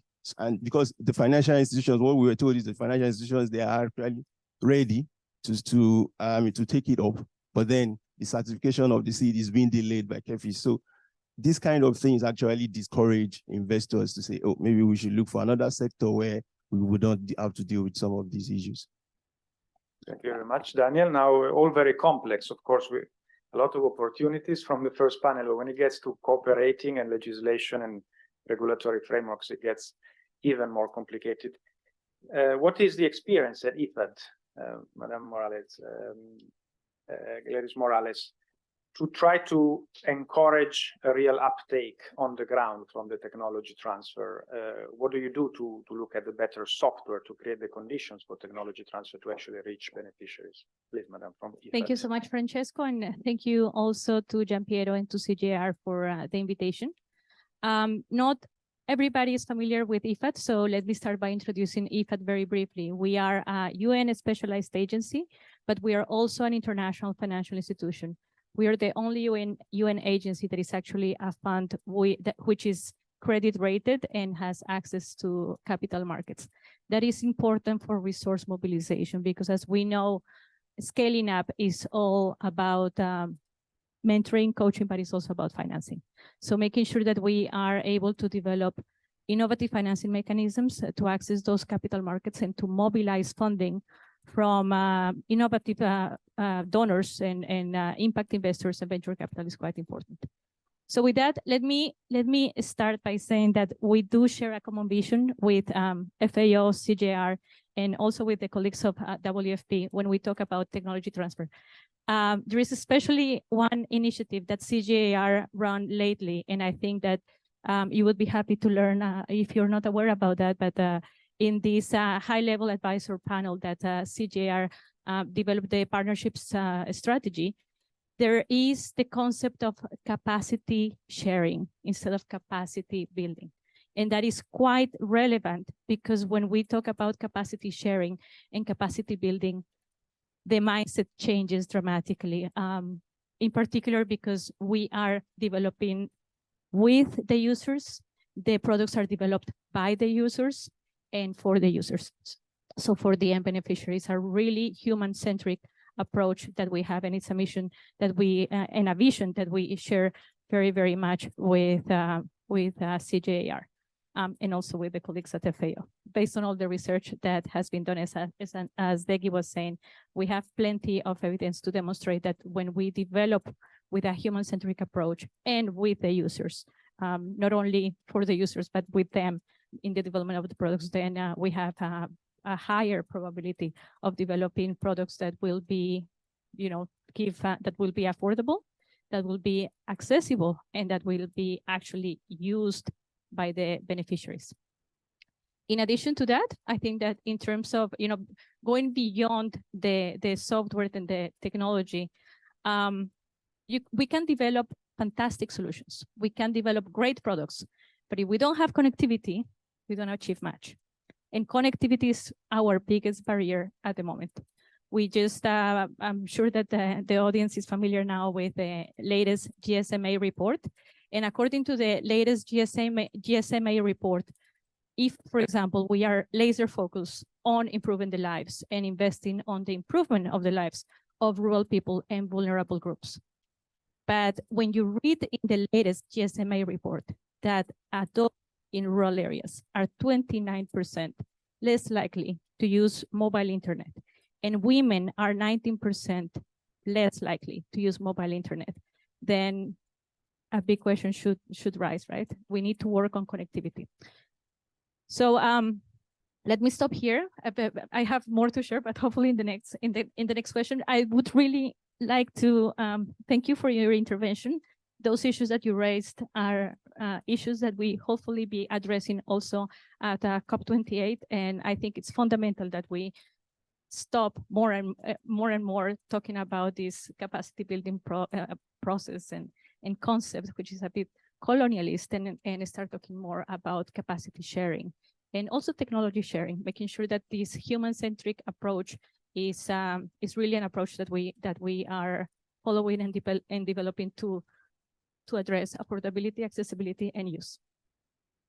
Thanks so much. Thanks so much. And now, last but absolutely not least, Marie Browser, who is from the European Institute of Innovation and Technology. How do you see this from an important partner of also low-income countries? How do you look at the software issues and how to facilitate better uptake through better policies? In a very complicated space, as we have heard.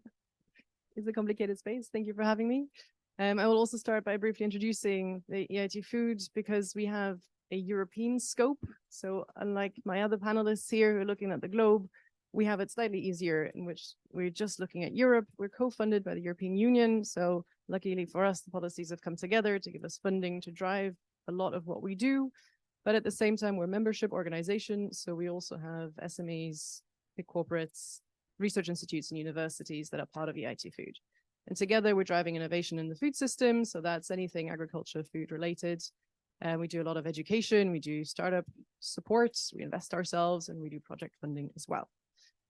So in terms of the startups and what policies can do there in terms of tech transfer, for me, it's always a bit of a different step starting from the tech transfer. For me, that's researchers that have found something fantastic where we're now looking at how can we make that a reality? How can we bring it to market? And I think there's a big role that we can play or that other organizations can play because we have that neutral backing, right? So it's not the private sector pushing something that they really want to see. We heard it, the seed companies, there are just a few.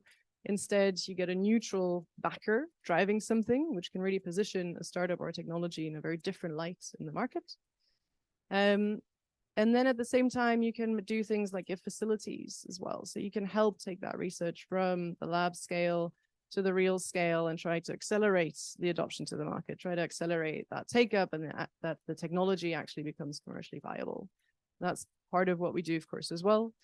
But even within Europe, connectivity comes in the way. So just last week, we tried to have a workshop and, well, the workshop lead had internet problems and then you can't reach the people.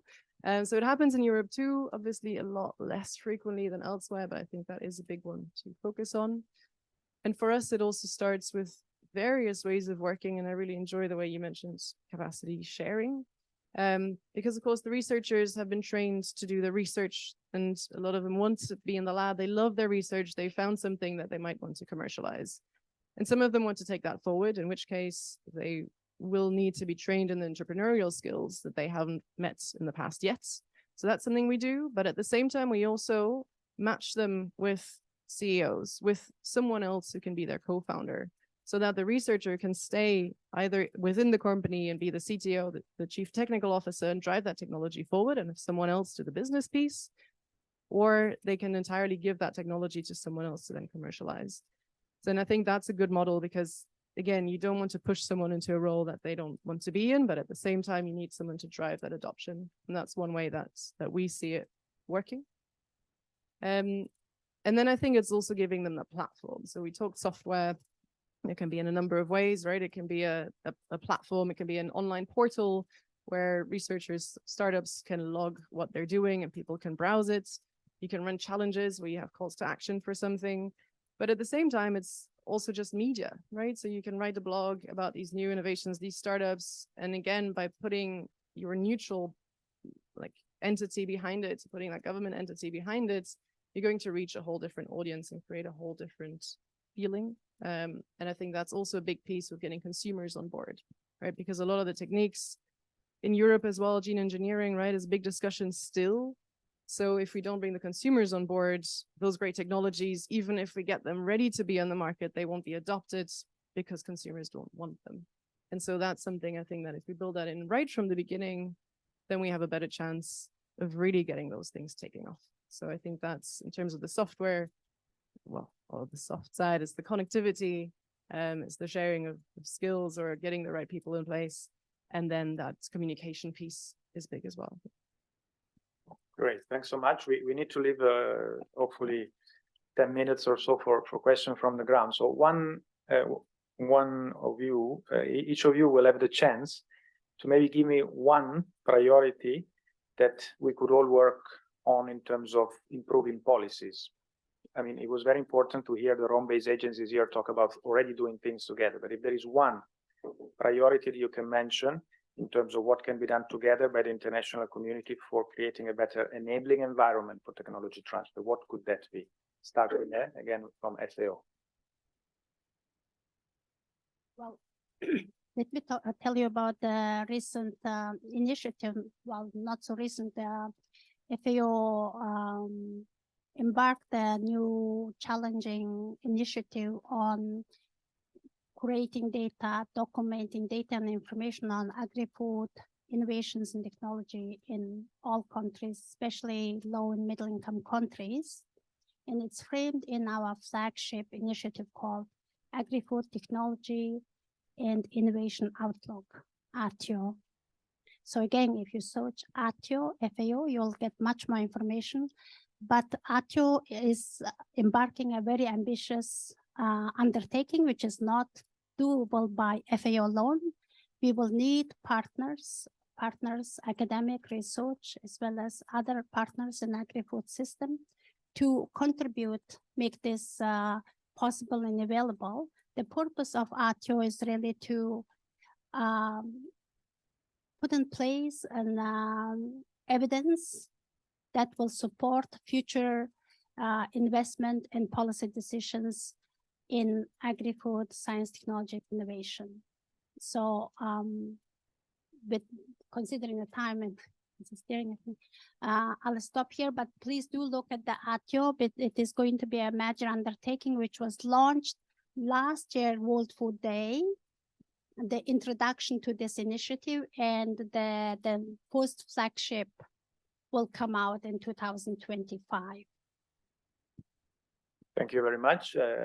We, the organizer, I'm sure will try to have a kind of a report back to all of you, including this important information sharing, and so hopefully collaborations can be furthered. Professor Akimo from the African Union Development Agency, top priority for international collaboration for better technology transfer. Thank you. I think one thing I want to start with, which I want to follow up on what Daniel mentioned, is the issue of element of transparency for the policy. He pick up one of the member states, and I want also to mention to you that in most of the member states, there are different institutions that regulate particular policy that are in charge. But when there is no transparency within the institutions, then become a bottleneck. And if you want to let you know, maybe some of us that are not really familiar with African Union, the African Union Development Agency, NEPA, we have the convening power mandate to bring together member states, because that is the role that have been given to us, so that we have that power to navigate and to help them with their policy, so that at the end of the day, there'll be policy alignment. For instance, you mentioned of KEFI, there's NEMA, there's MBA. Each one of them, because they are not transparent and they're not speaking to one another, it becomes a bottleneck, and there's a breakdown in communication. But coming from AUD, NEPA, as the road that is given to us, we have the backing to navigate through, to bring things together. I think we have done that in so many member states that you can see progression. Now, to a place of common collaboration that you've made mention of now, I think it's time for every player, both the industry, both the international community, both the CGIAR, to come together to work as a single ecosystem, not leaving policymaker behind, because they are the one that decide things at the end of the day. And if policy are not aligned, you discover that you get good innovation, but it doesn't translate to the end user. So it just become an article on the table. So it's time for all the key players on the food chain to come together, to work as one, so that seeing that who benefits is not important, who's taking the junk of it is not important. The most important thing is the issue of SDG, zero hunger, that we eliminate this, that everybody, you don't need to have brain drain, you don't need to migrate anywhere. You can be wherever you are and you're comfortable, you get your food and you get your health and you're okay. If you take your food as your medicine, if you walk in that mentality, we realize that the policy that have become a bottleneck now and the fear of lack of transparency that we have now will be out of it. And you just want everybody will work together for our common farmer to get the best in what will help them. Thank you. Thanks so much, Professor, both for pointing in general to an example of an organization like AUDA that does an actual ecosystem facilitation in country, but making a much larger continental or regional perspective. So you are already on the way to connect people, but also to re-center in the conversation on farmers. And that's ultimately, I think, at least when we speak of SDG 2, those who we all need to support also through technology transfer. Daniel, one priority that you look for in the future of collaboration around technology transfer? It's very difficult for me to then narrow it down to one because I highlighted a lot of issues, but just to take it off from where Prof stopped, the importance of multi-stakeholder platforms cannot be overemphasized in terms of bringing people together for co-innovation, co-creation of things. But given that, I mean, I'm not saying, of course, or we know the funding that is going towards R&I and even eventually to tech transfer, it's not that there is no funding, it's just that it is not enough. But then I think to address the issue of even the funding that is going out, what needs to be done, it's what I would call better targeting of actors and some specific subsectors. You can't just say that you are providing this enough funding. I take example of maybe EU, and I think they are trying to do that also, that you are providing this kind of funding to agricultural innovation and things like that. You need to do better, because otherwise the money may end up in the hands of those maybe that are not actually working for the transformation of the food systems. When I say actors, we know that there are a lot of startups and entrepreneurs that are doing very credible, very good things that need support. So is there a way that we can better target them and design policies to target them? And in terms of also subsectors, or we talk about regenerative agriculture, innovations around that, around agroecology, around the perennial crops, is there a way that we can better target them through policy designs and things like that? So I would say better targeting of actors and specific subsectors. I think that is also important in addition to MSPs. Thanks so much, Daniel. Gladys, from IFAD, how do you look at this issue of policy priorities, what we can do together, really? Starting maybe from what the previous intervention about multi-stakeholder partnership, how do we make inclusiveness really? How do we make the marginal to participate? We all speak about multi-stakeholder platforms, but do they really work? What's your perspective? Thank you, Francesco. I really appreciated your presentation, Mark, before, because it touched into some of the issues that we have in the ecosystem. We say that it takes a village to raise a child. It takes the ecosystem to bring scalability to innovation. And that's the biggest challenge that we have. Last week, we were at an event organized by Bayer, and I thought it was really interesting how one of the smallholders that they invited to the event was talking about how smallholders and indigenous people, they innovate every day. You know, the need to survive creates opportunities for ideas to flourish. So they innovate every day. They need to be creative to be able to survive.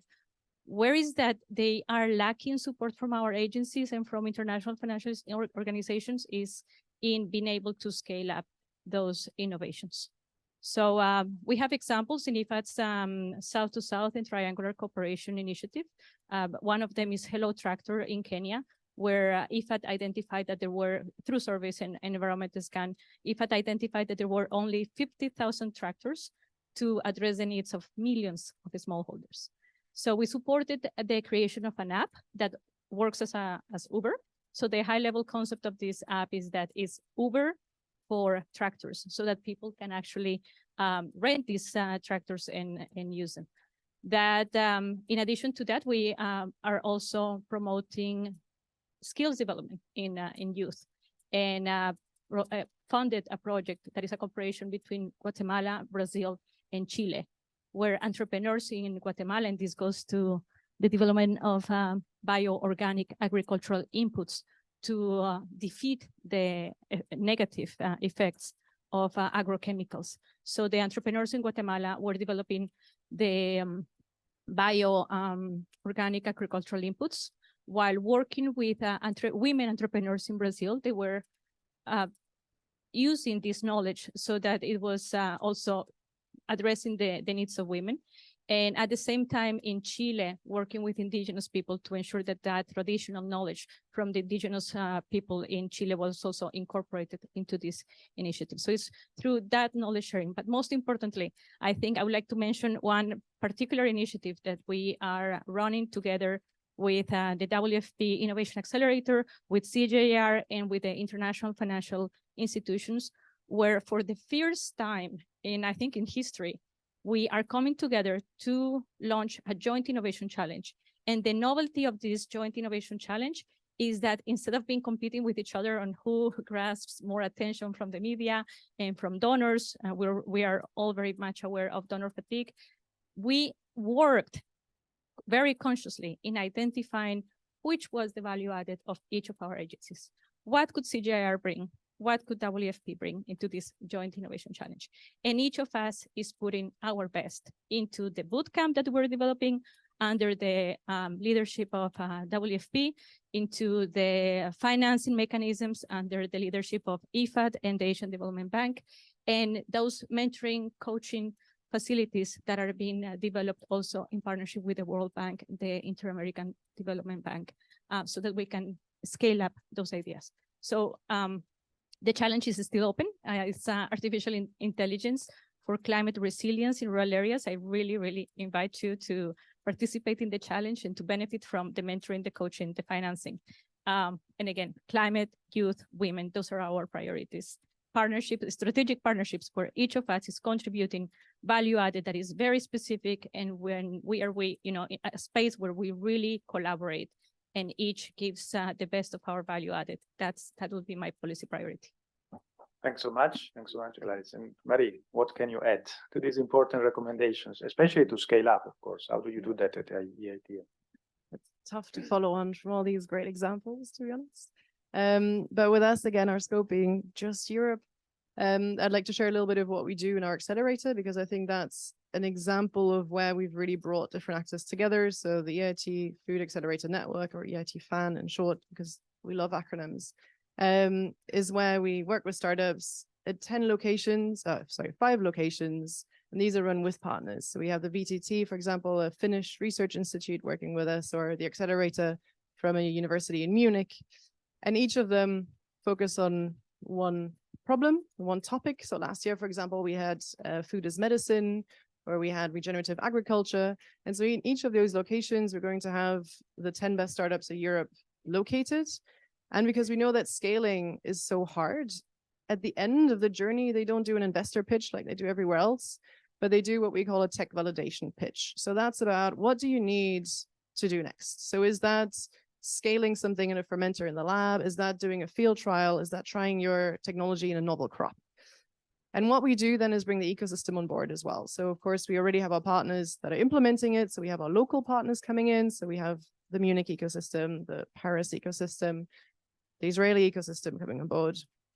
And at the same time, then we work with SMEs and corporates as well, so that they're part of the journey, so they can mentor the startups. They can, of course, find out a bit about the technologies. They can support them themselves. Often they go off and do their own collaborations together afterwards. We can also invest, so putting in some money, putting in the skills, and of course the visibility, again, I think is key. So again, we talk about it in the media, we really push our startups elsewhere, but it's again creating that collaborative environment, really bringing everybody on board that we do there. And we've seen it work really nicely, and I'm excited to take that forward. So I think that's the one example that I would keep. And I think the important thing is that the topics we set are also done with view of what is relevant in the current context. So that's where directly from the regulators, from the policy environments, we see what topics we want to drive, and we take those insights from our ecosystem as well. Great, Maria. Now, thanks a lot for all these great contributions for those who really assist or are policymakers or are in between the final beneficiaries and the innovators. It's now your chance, please. You can get 3 questions. On maybe what you also think we've been missing in this panel, on what's missing at the level of policies and frameworks. Please, you have the floor. Your name and organization quickly, please.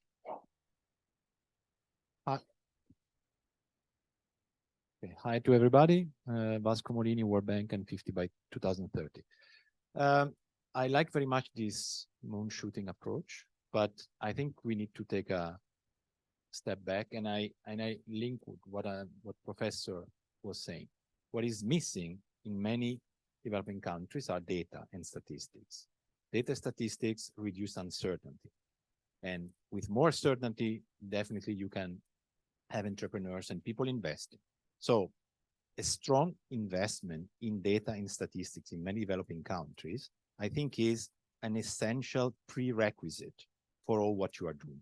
I just want to have your opinion about this. Thanks very much. To the point, and in fact, we were missing that element. Any other important gap-filling intervention or also question for our great panelists? We have one from the internet, but from online participants. Who else? Especially, it would be interesting to hear from the practical tech innovator side to challenge those who really make and assist making policies. What were they missing? Is there any of the business incubators who would like to share experience, please? Okay, Gaspard Lepine from INRAE and University of Montpellier. I've got a small question. We sometimes see innovation go round and round and round and doesn't fit as a TRL and start again the same TRL every time. Sometimes we know it's because they cannot do it and we have to stop, but sometimes it's because the policy give money at this special stage and they try to have money back again. How can you as a policy maker help the people to scale up to the next stage? Thank you very much. Was there any other question? Otherwise, I can refer. Yes, please. Hi, Mark again. I was wondering, I was in Cambridge on Friday and I was discussing with them about their climate tech and scaling up. And one of the problems that they were having, for instance, was that the innovations that come out of universities, for instance, could be applied anywhere in the world. And, you know, you don't know where they're going to come, when they're going to be ready. Is there something along the lines of partnerships, regional partnerships in countries where research institutions will be able to properly coordinate and implement innovation in the place where it is best deployed? Very nice way of closing the circle from the keynote speaker at the beginning. Who would like to take, please? Yes, Professor. And just for me to quickly mention a program. Thank you so much for a reference. I think in AUD NEPAD, we have a program, African Science Technology Innovation Indicators Program, where we collect data from higher education, informal sector that is contributing to GDP of member states. I think we have those information for 43 member states presently, but we are looking forward to expand the real data for other sectors that will be able to give accurate information. The challenge that we see in this is most of the data that has been collected before, they are not connected. The integrity and the quality of the data are poor. But with the new system that we have put in place now, using a program that my colleague is really driving, we are getting real data that you can quality check, and you can get that can help in policy formulation for a particular sector. I think we are running that program now, and it's very, very active. And my colleague is driving. It's still under Science, Technology, and Innovation, the center which I lead. Then talking of the scale-up issue that you mentioned, Mark, I think there's this component, there is a prototype that we are looking at from Southern Africa. You see, innovation is not innovation until it's scalable. The scalable component is what brings investor to invest in it, and linking it to the university. You see, most of the university in Africa, that's a tech implication is not there. And now for them to be able to get most of this innovation in the university that are coming from the public domain, they need that component of scalability, because when there is when the raw materials that's supposed to bring in the return of investment are not there, then the commercial value will not be taken and the investor will not come into it. I think it's something that when we look at it holistically, we can see how we can take what is in the public domain, that are startups and small, and also from the universities, that we can be able to bring in a system from a regional perspective. That, for instance, we have 8 geopolitical systems in Africa. Then just coming from DRC now, from ICAS, you discover that if a university can be centers of excellence for scalability innovation, that when they have that system, you know that for Central Africa, they can go to that university and they can get the tested innovation there, and funding can be directed to this, and this can be leveraged upon. And before you notice it, we can get a holistic, coordinated resources into one center that at the end of the day, user will benefit from it. I think these are the ideas that we can put together, but the most important thing, real-time data is very critical. Very good. Interesting to hear that regional cooperation in itself is a way to go about cooperating on innovation. Gladys Morales, you have a point, and then it would be interesting if there is any other, yes, maybe from FAO. And there was a question from online participants, Selim Governor, about whether anyone can comment on the state of implementation of developing countries' commitment to technology transfer in exchange of accessing biological diversity. This is written in the Convention on Biological Diversity, but I guess it doesn't often happen. So if there is any comment about the fact that also Daniel was mentioned at the beginning, that international commitments, everyone speaks of technology transfer, it doesn't happen really often through borders. But first Gladys, and then from FAO, Dagama, please. Thank you. Very quickly, I would like to address the question from the colleague of the World Bank, and then the question from the colleagues of CIAT. So first of all, the Moonshots for Development Alliance, which is the working group of the international financial institutions, we work in parallel with other initiatives that are data-driven initiatives.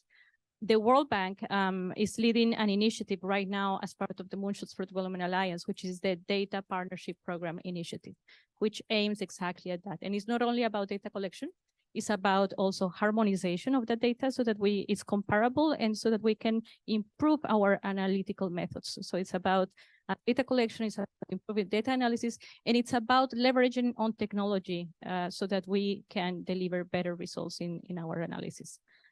In terms of IFAD, as you probably know, we cannot match the data collection efforts of FAO or the World Bank. However, we are big data users, so we through partnerships, we collect data from you and we use data from you, and also from the European Space Agency, to ensure that we have better targeting of our investments, but also to ensure that we capitalize on the advantages of artificial intelligence so that we can improve the analysis. One of our latest initiatives is Omnidata, which is leveraging on artificial intelligence so that we can read all this big data and be able to deliver better analysis. Our independent Office of Evaluation is second only to the Office of Evaluation of the European Union. So I think that's a KPI in itself in terms of how we are delivering better analysis. And very quickly, in terms of scalability, I think it's about also not reinventing the wheel continuously. It's about ensuring that we work together like we do with the FAO, with the WFP Innovation Accelerator, with CGIAR, but also with the private sector, because there is so much that the private sector can do with much more agility and many more resources than we have. So ensuring that we do things like this, where we are sharing knowledge, ensuring that we are not reinventing the wheel continuously, and that we are learning from each other. And when we partner, those partnerships need to be strategic so that we are really adding value and not just doing things all over again. Thank you. Thank you very much. Guillermo Chulametar from FAO, please. You have the final word. Thanks. No, I just wanted to come back to the data point. Thanks to the colleague there from World Bank. The data and information is super important, and that's how we mitigate risk, also how the decisions are made so that it's impactful and efficient as well. So this is also why, coming back to ATIO, this is also why ATIO was born, and it is supposed to look at all the inputs going into STI development, and what is in pre-emerging stage means conceptual stage, and then what's in the laboratories in emerging stage, or not all innovations cooked in laboratory. just taking an example of, and then mature what's out there in maturity stage, and then also measuring the impact. So the ambition of ATIO is to measure all of this in these 4 stages, and then make that available in one open source dashboard or database, where policymakers or development partners, whoever can go and make an informed decision. And not only to look at which technologies or innovations might be useful, but also how it can be successful. And what I failed to mention is the bundled innovation. You know, we're talking about technologies and technological innovations, but it doesn't do the magic itself. To make technological innovation to reach impact, you need a whole host of other things and other type of innovations, social innovations, institutional innovations, policy innovations, etc. So ATIO is also set out to measure, document, and measure all the other types of innovations that are non-technological as well. So please do go and visit. And you know, as we speak during this week is FAO Science and Innovation Forum, as well as World Food Forum and Investment Forum is happening across the road in here in Rome. So please take a visit and find more about that. Thank you very much. Marie, we also had one point. I don't know if there's still time. Thank you. I want to start with the measurement point and then hopefully kind of bring all of that together. Here as well, measurement is key, and we work with a lot of new technologies to measure things, whether that's carbon in the soil or the emissions that you made. You need to know your baseline to know that you improve, right? So yeah, sometimes the technology is missing and sometimes we just haven't measured it. So either we need new technologies and we need ways to measure it. But then you need to track it over time. And I think measurements are incredibly important on the startup side, but also we heard, well, we want investments. It's not fast enough. We're not doing it enough. And so we need to just think about what to measure. And so at different points, so my role within EIT Food is to drive corporate startup collaboration, actually. And so I sit down with the corporates, SMEs, big companies, and say, well, why do you want to engage with startups? And what are you going to measure to show that it's relevant? Because it's not going to be something where we're going to have the financial return tomorrow. So at the end of the year, when they look back, when they say, well, we put money into this, what do we have to show? And so I sit down with them at the beginning and say, well, let's have a look at what we can realistically measure, where you are today, what you can look back on at the end. And I think whether that's a startup going forward so that they can raise investment, whether that's a company getting involved in something, whether that's an ecosystem coming together, we need to always keep the measurements and the data in mind so that we can show progress, so that we can keep also the investment coming in. And the investment from different sides, right? There's the World Bank, there's the private money, there's the CVCs, there's the institutional money. And I think all of these need to also know what they're tracking. And I think the social aspect is really big on there as well. And so as long as you put in the right metrics and start from the beginning, I think they can be really powerful. But often it's still seen as, well, you know, an app is profitable in 9 months. Why are we not seeing the hockey curve? Why are we not going to make that huge money back? And you say, well, agriculture has seasons. We've got one season a year. It's not going to be that way. And so I think it's really important that we keep that there from the beginning. So thank you for bringing it up. Just to complete the panel, in case you want.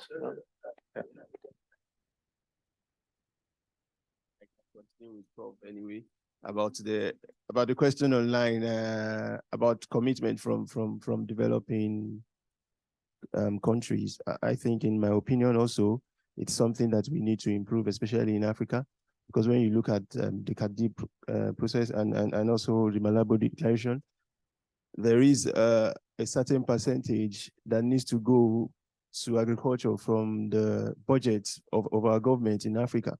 However, I mean, most of our countries in Africa are falling short. So out of this, you are supposed also to dedicate money for R&I, to agriculture from it.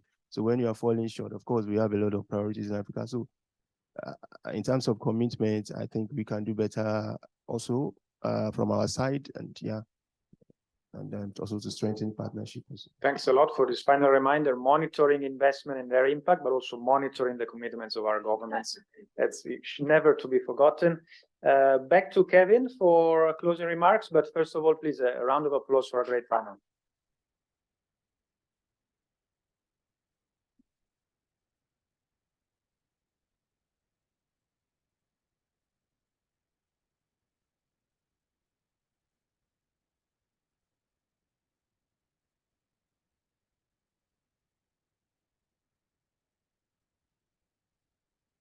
Hello, there we go. Thank you very much, panelists, for your insights, and thank you, Francesco, for your thoughtful moderation.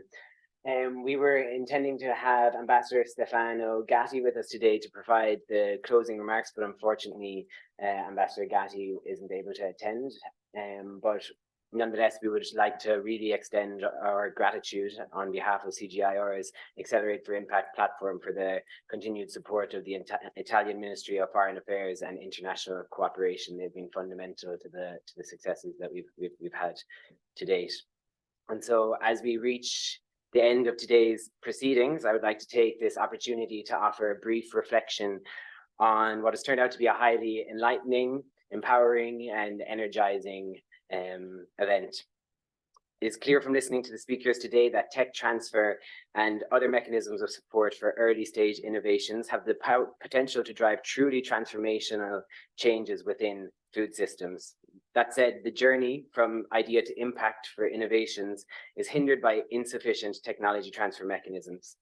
The linkages, support, and frameworks required to facilitate the development and deployment and adoption of innovations are often largely lacking, and as a result, potentially game-changing innovations are often stuck at the pre-commercial phase.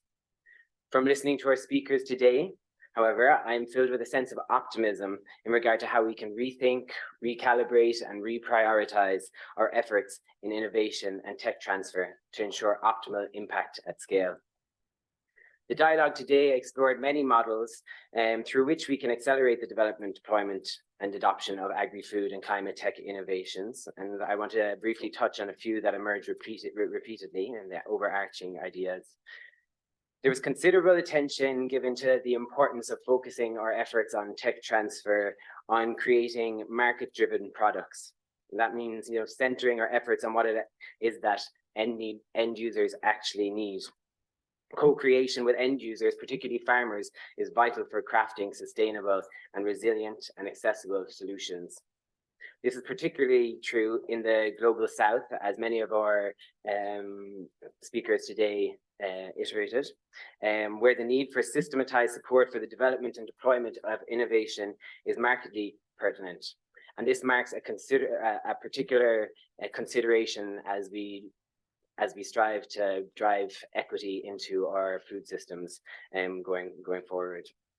Speakers further elaborated on conditions necessary for thriving innovation ecosystems from the policy and investment perspectives. And to name but a few, we need to have long-term commitments to the support of early stage innovations and to tech transfer mechanisms. Results take time, and so short-term commitments and short-term partnerships won't drive the impact that is required to reach the potential that innovation truly has. Embracing risk is a big part of this. As Mark Mann spoke of in his keynote address, he was supported not just in his successes, and was supported also in the challenging periods too. And this is fundamental for us to get from that idea stage to the impact.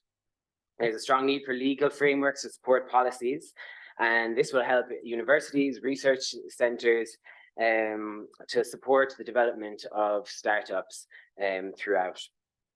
However, one thing that really resonated throughout the entire event was the emphasis that was put on the importance of collaboration and joint effort between international and development actors, where tech transfer and entrepreneurship is encouraged and can thus drive high impact solutions. Working together, this means working together and harnessing multi-stakeholder partnerships strong networks, fostering these strong networks and ensuring that we have alliances with all key players having an input. This is venture capitalists, investors, philanthropists, the private sector, the public sector, policymakers, and end users. Collaborative efforts among these stakeholders are necessary for bridging the gap between idea and impact. And today we have representatives ranging from research organizations, academia, development organizations, the private sector, the government. Well, in the end, we didn't actually have Ambassador Gatti with us today, policy advisors, and an international financial institution. And so that's really encouraging on this note of fostering this collaboration and the strong networks. And on a personal note, I must say that from listening to the proceedings play out today, I'm filled with a real sense of optimism and hope, and just from seeing the level of enthusiasm and commitment that was demonstrated, and not just from our panelists, but also from the audience too with their questions. And so with that, I would like to reiterate on behalf of today's organizers our gratitude for each of the speakers' involvement in today's proceedings, as well as to all our guests, both online and in person, for connecting with us today. Together, you've created a stimulating space for a highly engaging and invigorating discussion. To everyone with us today, I encourage you to keep the momentum going by reaching out to us and staying connected with today's organizers, LVenture Group, ECDPM, and CGIAR's Accelerate for Impact platform. On behalf of the Accelerate for Impact platform, we are keen to continue this conversation and collaborating with you in our efforts to co-design, accelerate, and fund science-driven technologies to address some of the world's most pressing challenges. As such, we thank you for your contributions to the insights generated today, and we hope to build on these ideas with action. Connect with us online or afterwards in person during our networking cocktail reception. I would like to offer a special thank you to our online attendees as we now close our broadcast. And I encourage you to connect with us and learn more by following the code shared on screen. So to those online, thank you and goodbye. We can now close it.